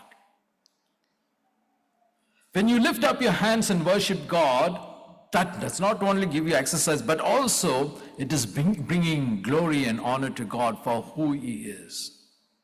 When you lift up your hands, sometimes when the police guys comes, they say, lift your hands, right? They say, lift your hands. That means you do not have control over yourself. You cannot put your hand in and grab your gun or fight or something like that. The once you raise your hands, you are in total surrender to God. And that is what the second understanding of yada, praise, is. Then the third word that is quite commonly used in the category, first is halal, second is yada, third is tehillah. You're thinking about tequila. That's not what I'm saying. Tehillah. You don't know what tequila is? Very good people. Better don't know it. Well, tequila is a kind of drink, Mexican drink, something they say from Mexico. Tehillah is praising God by singing, expressing adoration and glorifying God for who God is. Tehillah means worshiping God or praising God in such a way. The next important few other words, like 7 words I would like to quickly say. The reason I'm telling is we will come to a conclusion. There's a word called shabak. It's like shouting praise, not singing, but shouting. You know, the moment you shout, you get the confidence. Why do you shout? When people fight, why do they shout?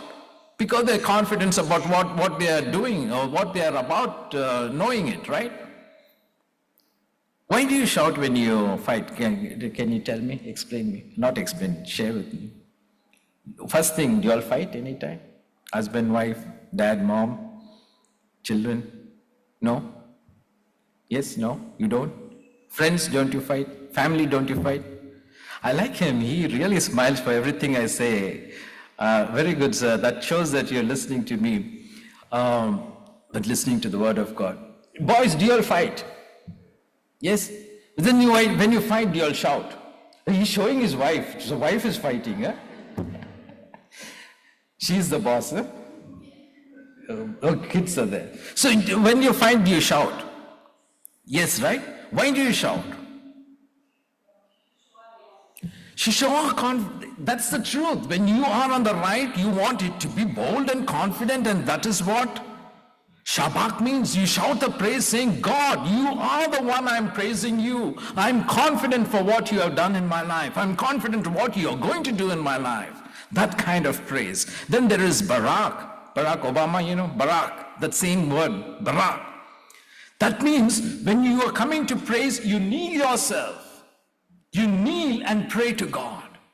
Many times today we lost the practice of kneeling. Even today, my dad is 84 years. Maybe I should have put that picture on the thing. 84, my mom is 83 years. Every day when we have prayers, when they were here with us last year, we all would sit here and there and things like that. My parents, even in their old age, they kneel. Both of them kneel and pray. I took a picture of them praying like that. It brought tears to my eyes. For how much God has blessed us. What happened to our kneeling? It is not that we are showing off, but showing reverence to God, praising God by kneeling ourselves in the presence of God. That is an important posture of prayer. Then we have a word called zamar. Zamar means praising God with musical instruments. Prajit had come to accompany with my music. He knew that I'm not singing well. He wanted to blend the music with that thing, which is a good thing. So you add music, or just through the music, instrumental praising God. You praise God through instruments, or just even by tapping, clapping hands, whatever you can do, you do that. And then there's another word called tavda. Tavda is also, along with lifting of hands, you sing and lift your hands. And then I have a word called ruah. Ruah means shout to the Lord, all the earth. You know, when we're talking about all the earth, it's not just the people, but including the creation, the animals and other things that God has blessed with. How we could praise God with that. You remember in the Old Testament, they would take the animals for sacrifice, and that's how they would do that. And then there's another word called machoval. Machoval means praise him with dance. Most of you grew up in India, I guess, at least many of you all. You remember we used to sing a song in our Sunday school, when the Spirit of the Lord is upon my heart, or something is within my heart, I will like dance as David danced. That's a word called machoval. You dance and praise God. You glorify God by dancing and praising God. And finally, then one more word that I would like to say and come to close with the Hebrew words of understanding is shakha. Shakha means bowing or prostrating yourself in the presence of God. Humbling also, it's not only kneeling, but you know, some they would do that namaskaram. What they call that? They will lie down flat on the ground and worship God. Shashtangam namaskaram. Is that a right word, man? Shashtangam. You fall flat. They're different words, and there are more words too. I just picked up 10 words. So these are in Hebrew. When we come to the Greek, the next slide would show that they're giving about 4 understanding of what praise is. The next slide would say, it is to sing, to tell, to give, or to confess, and to give thanks. There are 4 words that we see in the Greek. One is epoinos. Epoinos means laudation, all glory, laud, and honor, a commendable thing. Can you roll the next slide, please? Epoinos. And then there is the doxa. What does doxa mean? Doxology, you all heard of doxology? Yes, you'll sing doxology? Yes, no, maybe at the end of the message I will sing the doxology. We can praise God through that. And then there is eulogio. Eulogio also means to speak well of. Usually they talk about when there is death, they read the eulogy, which is about the praise of the person who passed away. And then there is another word called arate. Arate means manliness or excellence, his excellencies. So friends, today I gave about 14 words, 10 in Hebrew, 4 in Greek, talking about praise. What do we do with this information? Does it make any sense for us? Yes or no? Some yes, some no. It can. The point I'm trying to make here is, in the Hebrew language, the moment they come with these words, for example, when they come with the word called yada, everyone would raise their hands and praise God. If they say Tehillah, means they would all sing and praise God. If they were to say Shabbat, everyone would shout and praise God. But in our understanding, how are we praising God? What word comes to our mind when we praise God? What are we praising God? Why are we praising God? And how is it going to help us in praising God? In the understanding of the Hebrew context, in Exodus chapter 9, verse 1, there is the fifth plague that was being presented. And most of the time, Moses, when he goes to Pharaoh, he's saying the word called, let my people go, let my people go, so that we will go and worship him. Let my people go so that we will go and worship him. Some of the versions would say, let my people go, we will go and serve the Lord. So what does serving mean? Even in Hebrew, even in Revelation, the same word is used in the Greek language when in Revelation chapter 5, when all the saints are there and worshipping God, the priests are coming to serve the Lord. The priests who are serving the Lord, it says.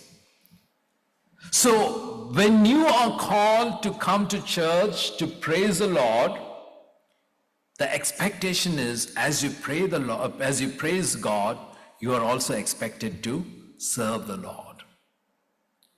Joshua in chapter 24, the book of Joshua, he says, as for me and my house, we will serve the Lord. And he puts a question to the people, what are you guys going to do about it? And obviously all the Israelites says, yes, we will also serve the Lord. But how are you going to serve the Lord? So what I'm trying to say is serving and praising go hand in hand. And it is so important for us to serve the Lord, whatever capacity it is. Sometimes it might be just to even sweep vacuum the floor. God is wanting us to be in his service. It might be like sister to come and give the message, worship message. It might be someone to play the music. It might be someone to keep the chairs aligned, to keep the places clean. One thing or the other, God wants us to serve. So, when we are talking about praising God, the first general thought or expectation is humility. Brother, go to the next slide. The first important thing is to be humble. Humble in the presence of God. Even within families, even within the community, the moment you and I express our humility, we will let go of ourselves. There is no more I in us, but Christ who dwells in us. That's what Paul says when he's writing to Philippians. It is no more I, but the humility kicks in to tell, I'm here to serve in the name of the Lord. That should become an important thing, even between husband and wife. If you let go of your ego, You are a humble person. You are able to maintain and balance the things that are happening at homes or families or community. So, humility. Second is service, that I already talked about it. And the third is the purging. When we praise God, in Tamil Nadu, there's one father, his name is Father Berkmans. I don't know if you all heard about him. He has a lot of songs written, nice singing. I enjoy his songs thing. And one of the songs says something like this: when you lift up praise, Satan will run. I'm trying to remember the words that he used. Tudi edukumbod, something like that. Satan oduvan. The moment you are able to praise God, things happen. And one of the things that are happening is the cleansing of us. The sinful nature of us cannot exist when we praise God. Amen? Isn't it true? You and I cannot praise God when sin exists in us. That is why when Jesus went into the temple, he cleanses the temple. John chapter 2, the second part of the chapter talks about Jesus entering the temple and cleansing it. So friends, this morning I want to leave us with something for us to think about it. Why do we praise God? Or rather, the other way of saying it, what happens when we praise God? Any guesses? It will change the situation. We will look at that too, ma'am. That's very true. It will not only change the situation, it will also change our perception, change us itself, you know. That's an important thing. So a few things that's listed on the slide, probably it's too small for you to see. Oh, here's a bigger thing. You can still look at it. When you and I praise the Lord, it not only lifts God on high, puts God on a pedestal, it gives us joy, it gives us happiness, it lifts our spirit. Imagine when you are sorrowful, when you're sad, when praise comes into your lips, it immediately changes our thought process, right? We are able to enjoy the moment and give God the glory. It gives us joy, an inexpressible joy. Psalms 42 verse 5 and 6 says, "Why am I so discouraged? My heart is so sad. I will put my hope in God. I will praise him again, my Savior and my God. Now I am deeply discouraged, but I will remember you." The psalmist in Psalm 42, and he talks about all those things that are happening. As a deer that panteth over the water, so will my heart look for you. When he was discouraged, the only thing that could encourage him was to praise God. So dear people of God, there are moments in our lives when we would be discouraged. Sad things can happen. That is when we should be able to praise God. So it will lift up our spirits, and it gives us joy. The second thing about when we are praising God is, the Bible says in Psalms 140 verse 13, "Surely the righteous will praise your name, and the upright will live in your presence." The moment you and I praise God, when our lips utter the praise of God, we acknowledge the presence of God in us. Isn't it true? We acknowledge the presence of God in simple thing, like for example, you are calling your child. Let's say your child's name is Sam. You're saying, "Sam, come here." And Sam comes. The moment your mouth says Sam, you're acknowledging that Sam is somewhere around here. Sam can hear me. Sam can come and communicate with me. Sam will listen to me. Sam will obey me. That kind of thing. You and I acknowledge the presence of God. And not only that, the moment you praise, the presence of God happens in our midst. Or rather, we can feel the presence of God. The next thing is, look at Psalm 69 verse 30. It says, I will praise the name of God with song and magnify him with thanksgiving. The interesting word there is magnify. You guys, this crowd is pretty much very young crowd, but you see, as an older person, I need to wear glasses, reading glasses. And even with reading glasses, there are certain fine letters I need to use a magnifying glass. Bhuth Kannadi, what do you call that? Bhuth Kannadi. Bhutatam. You put that, then immediately that small thing would look big. In reality, that small thing is small only, but your perception changes. As sister mentioned, when we have the praise in our lips, the perception of God is magnified. You get excited saying, I am worshiping a mighty God who is bigger than me and bigger than my problem. You're magnifying and glorifying God. The perception of God becomes more clearer to you and you depend on it. And then, when you praise God, another thing that happens is, God answers our praise. God answers us through our praise. That is the right way to say. Look at Psalm 73 verse 16 and 17. It says, I tried to understand this, but it was too hard for me to see until I went into the temple of God. Then I understood what will happen to them. Many a times we may not get answers. Many a times we may seek answers. We may seek solutions. Many times we would think, why is this happening to me? Why am I going through so much of difficult times? And you and I want immediate answers for that. We live in an instant world, right? Everything is instant. Even, our food. The moment my little daughter, she will say, I will ask her around 12:15 or something, baby, are you hungry? Can I provide food? She will say, no, I'm not hungry and stuff like that. And within 5 minutes, she says, oh, I'm so hungry, give me food. I have to give it to her right away. We need instant thing. It's probably it's on the news already. Unless it's on the news, I won't know. I don't have any secret service or something. In 2027, they're going to have some super fast aeroplanes. We can go to India half the time we are traveling now. Good news, right?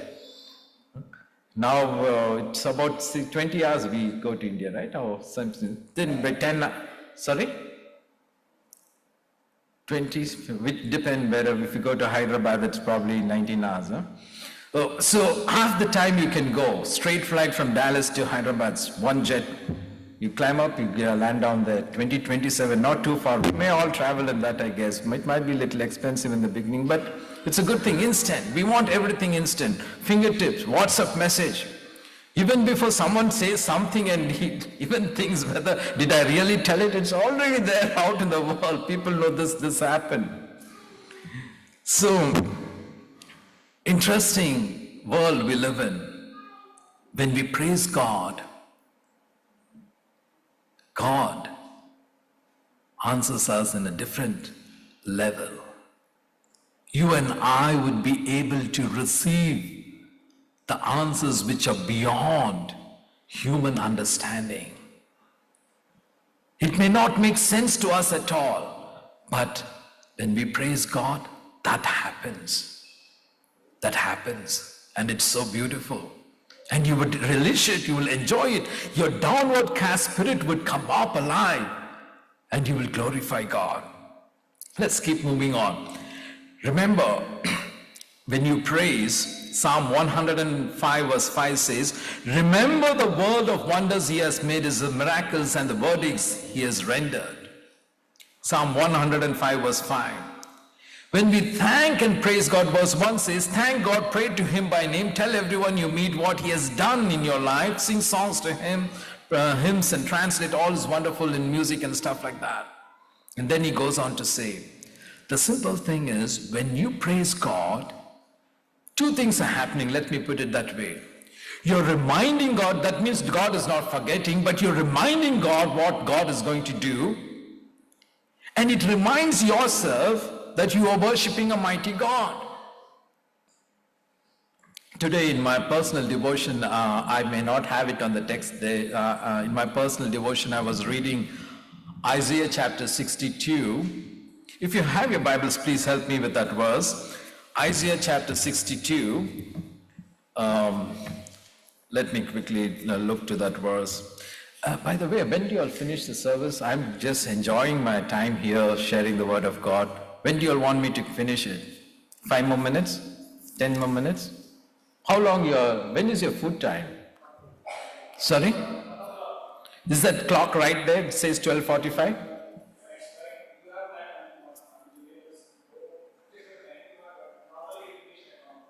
Okay, I'll finish off right quickly. So I won't make you all wait.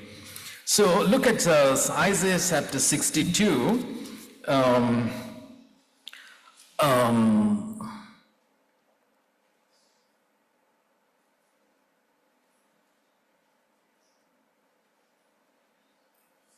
Verse 6 and 7.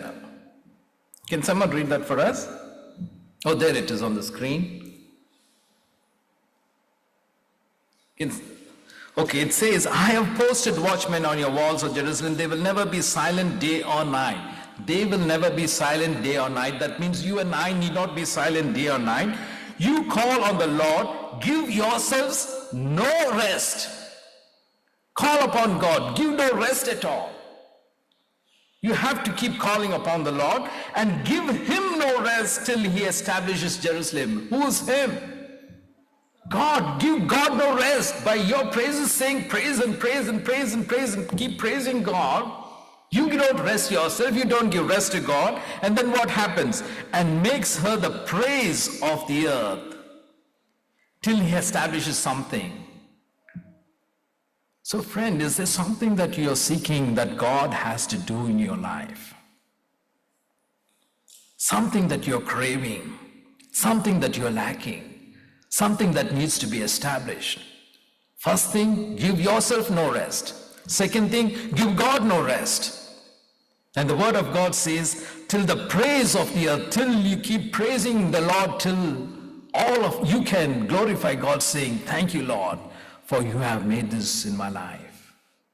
What a beautiful way of expressing that is. 2 Chronicles chapter 20, there is a story about King Jehoshaphat.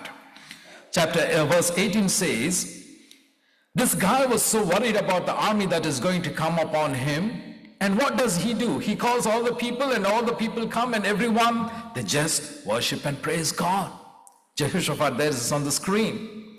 He says, then Jehoshaphat bowed down with his face to the ground, and all Judah and inhabitants of Jerusalem fell before the Lord, worshiping the Lord, or praising the Lord. Why was he doing a king? He's only telling us, dear brothers and sisters in Christ, the battle belongs to the Lord. All I have to do is just praise God. Simple thing, right? When we praise, whatever battles that's coming across us, God is going to take care of it. He's going to fight our battles. And then in Acts chapter 16 verse 26, when they were jailed, they are praising God. And what is happening there is the chains break, the doors open, and they are all released. What they simply did was singing and praising to God. Dear people of God, you and I, no matter how holy we are bound to some sinful things in our life, some kind of addictions, some kind of things that are secret, that you and I are bound by those chains. So if we need to be released from such kind of things in our life, the only way out is to praise God. When we keep on praising God, our chains are broken. We are released, and God would guide us. So a question comes to us, when do we praise God? Let me quickly tell a story and come to a close. There was one king, and he had accomplice. So this servant or the sidekicker, so the one guy who goes always with him, he had a habit of saying, praise the Lord, no matter what happens. So once they go for a hunting, and while they were going on the hunting trip, the king had to cut something and he was chopping and suddenly chopped off his thumb. Immediately this guy who was next to him said, praise the Lord. Imagine the anger the king would have got. The king was so furious at this man, but he took it lightly and he said, I have to live with this guy, it's okay. And then they put a bandage, this man had put a bandage, everything, and he comes and without a thumb, he is living his life. Then again, the king loves to hunt, he goes again for a hunting. And they got lost in the jungle. And when they lost in the jungle, the cannibals came and caught them for the meat. And the king was majestic and good looking, and they were preparing the food for him, and he was about to be cooked and eaten. But before that, the chief has to come and examine the person that they're going to cook. Like kind of inspection, he had to inspect them. And as he was inspecting, the chief is looking at the king, and suddenly one thumb, the finger was missing. Immediately he was rejected, is inedible, not able to eat. Immediately the king said, praise the Lord. Then he remembered his accomplice saying, this man, I got so angry at that time when I lost my finger, but today by the praise of this man, my life itself is saved. I will conclude with that Psalm 150. Psalm 150, if you could put it on the screen, you see how many times the word praise is mentioned over there. Psalm 150 says, praise the Lord, praise, can you all see that? Maybe can we all read it together, please? Praise the Lord, praise God in his sanctuary, praise him in his mighty firmament, praise him for his mighty deeds, praise him according to surpassing greatness, praise him with trumpet sound, praise him with lute and harp, praise him with tambourine and dance, praise him with strings and pipe, praise him with clanging cymbal, praise him with loud clashing cymbal, praise everything, let everything that has breath, praise the Lord, praise the Lord. Dear people of God, you and I are called upon to praise the Lord. But are we willing to do that? Shall we all rise and praise God and glorify him and conclude the worship? Praise God from whom all blessings flow. Praise him, all creatures here below. Praise him above the heavenly host. Praise Father, Son, and Holy Ghost. Amen. Gracious God, our loving Heavenly Father, we humble ourselves. We are here to serve you. Cleanse us and help us to be instruments of praise. Lord, thank you for letting us know from your scriptures how important praise is. Thank you, O God, for helping us to see you in a magnifying glass and have a different perspective. Thank you, O God, through the praise we are able to see our situation differently. We are able to handle things differently because of the praise which is continuously on our lips, as we read in Hebrews 13:15. Father God, we come to you, O Lord. Let the praise be on our lips continually, O Lord. No matter what a situation is, no matter whether it is hard times or bad times or good times, help us to always remember it is about praising you. It is about giving you glory. It is about worshiping you. No matter what a situation is, no matter if we are tied by the chains of the devil, Lord, we pray in the name of Jesus that the praise on our lips would break our chains. Lord, we come to you and humble ourselves and pray, O God, sanctify us. Father, help us to feel the presence of God in our praise. Help us, Lord, to praise you in ways that would bring honor and glory to you, O God. Let your Spirit empower us. Give us a joy of praising you. Give us that spirit of praising you. Help us, Lord, to always shout out to you with confidence and know that you are a God who's listening to our praise, who's wanting us to praise you, who's always seeking that we praise you alone. Lord, we pray today that you are our praise. We confirm today that you are our praise. But we thank you for all the blessings that you've given us. But help us to remember that you are our praise. Let your Spirit continue to guide and to lead us. This we ask in the precious and ever-loving name of your Son and our Savior Jesus Christ, who taught us to pray. Our Father, who art in heaven, hallowed be thy name. Thy kingdom come, thy will be done, on earth as it is in heaven. Give us this day our daily bread. Forgive our trespasses, as we forgive those who trespass against us. Lead us not into temptation, but deliver us from evil. For thine is the kingdom, the power, and the glory, forever and ever. Amen. Let us receive the blessings of God with faith. The grace of our Lord Jesus Christ, the love of God, and the sweet communion of the Holy Spirit rest and abide with us now and forevermore. Amen. Thank you all, and God richly bless you all. God bless you all. Thank you. Thank you very much, Pastor, for sharing the word on praise. Mukhyanga manaki, just a quick note. This Thursday, Pramila Aunty is organizing a fasting prayer for women that will be on Zoom, and that will be from 10 a.m. to 3 p.m. I encourage all the women to please participate.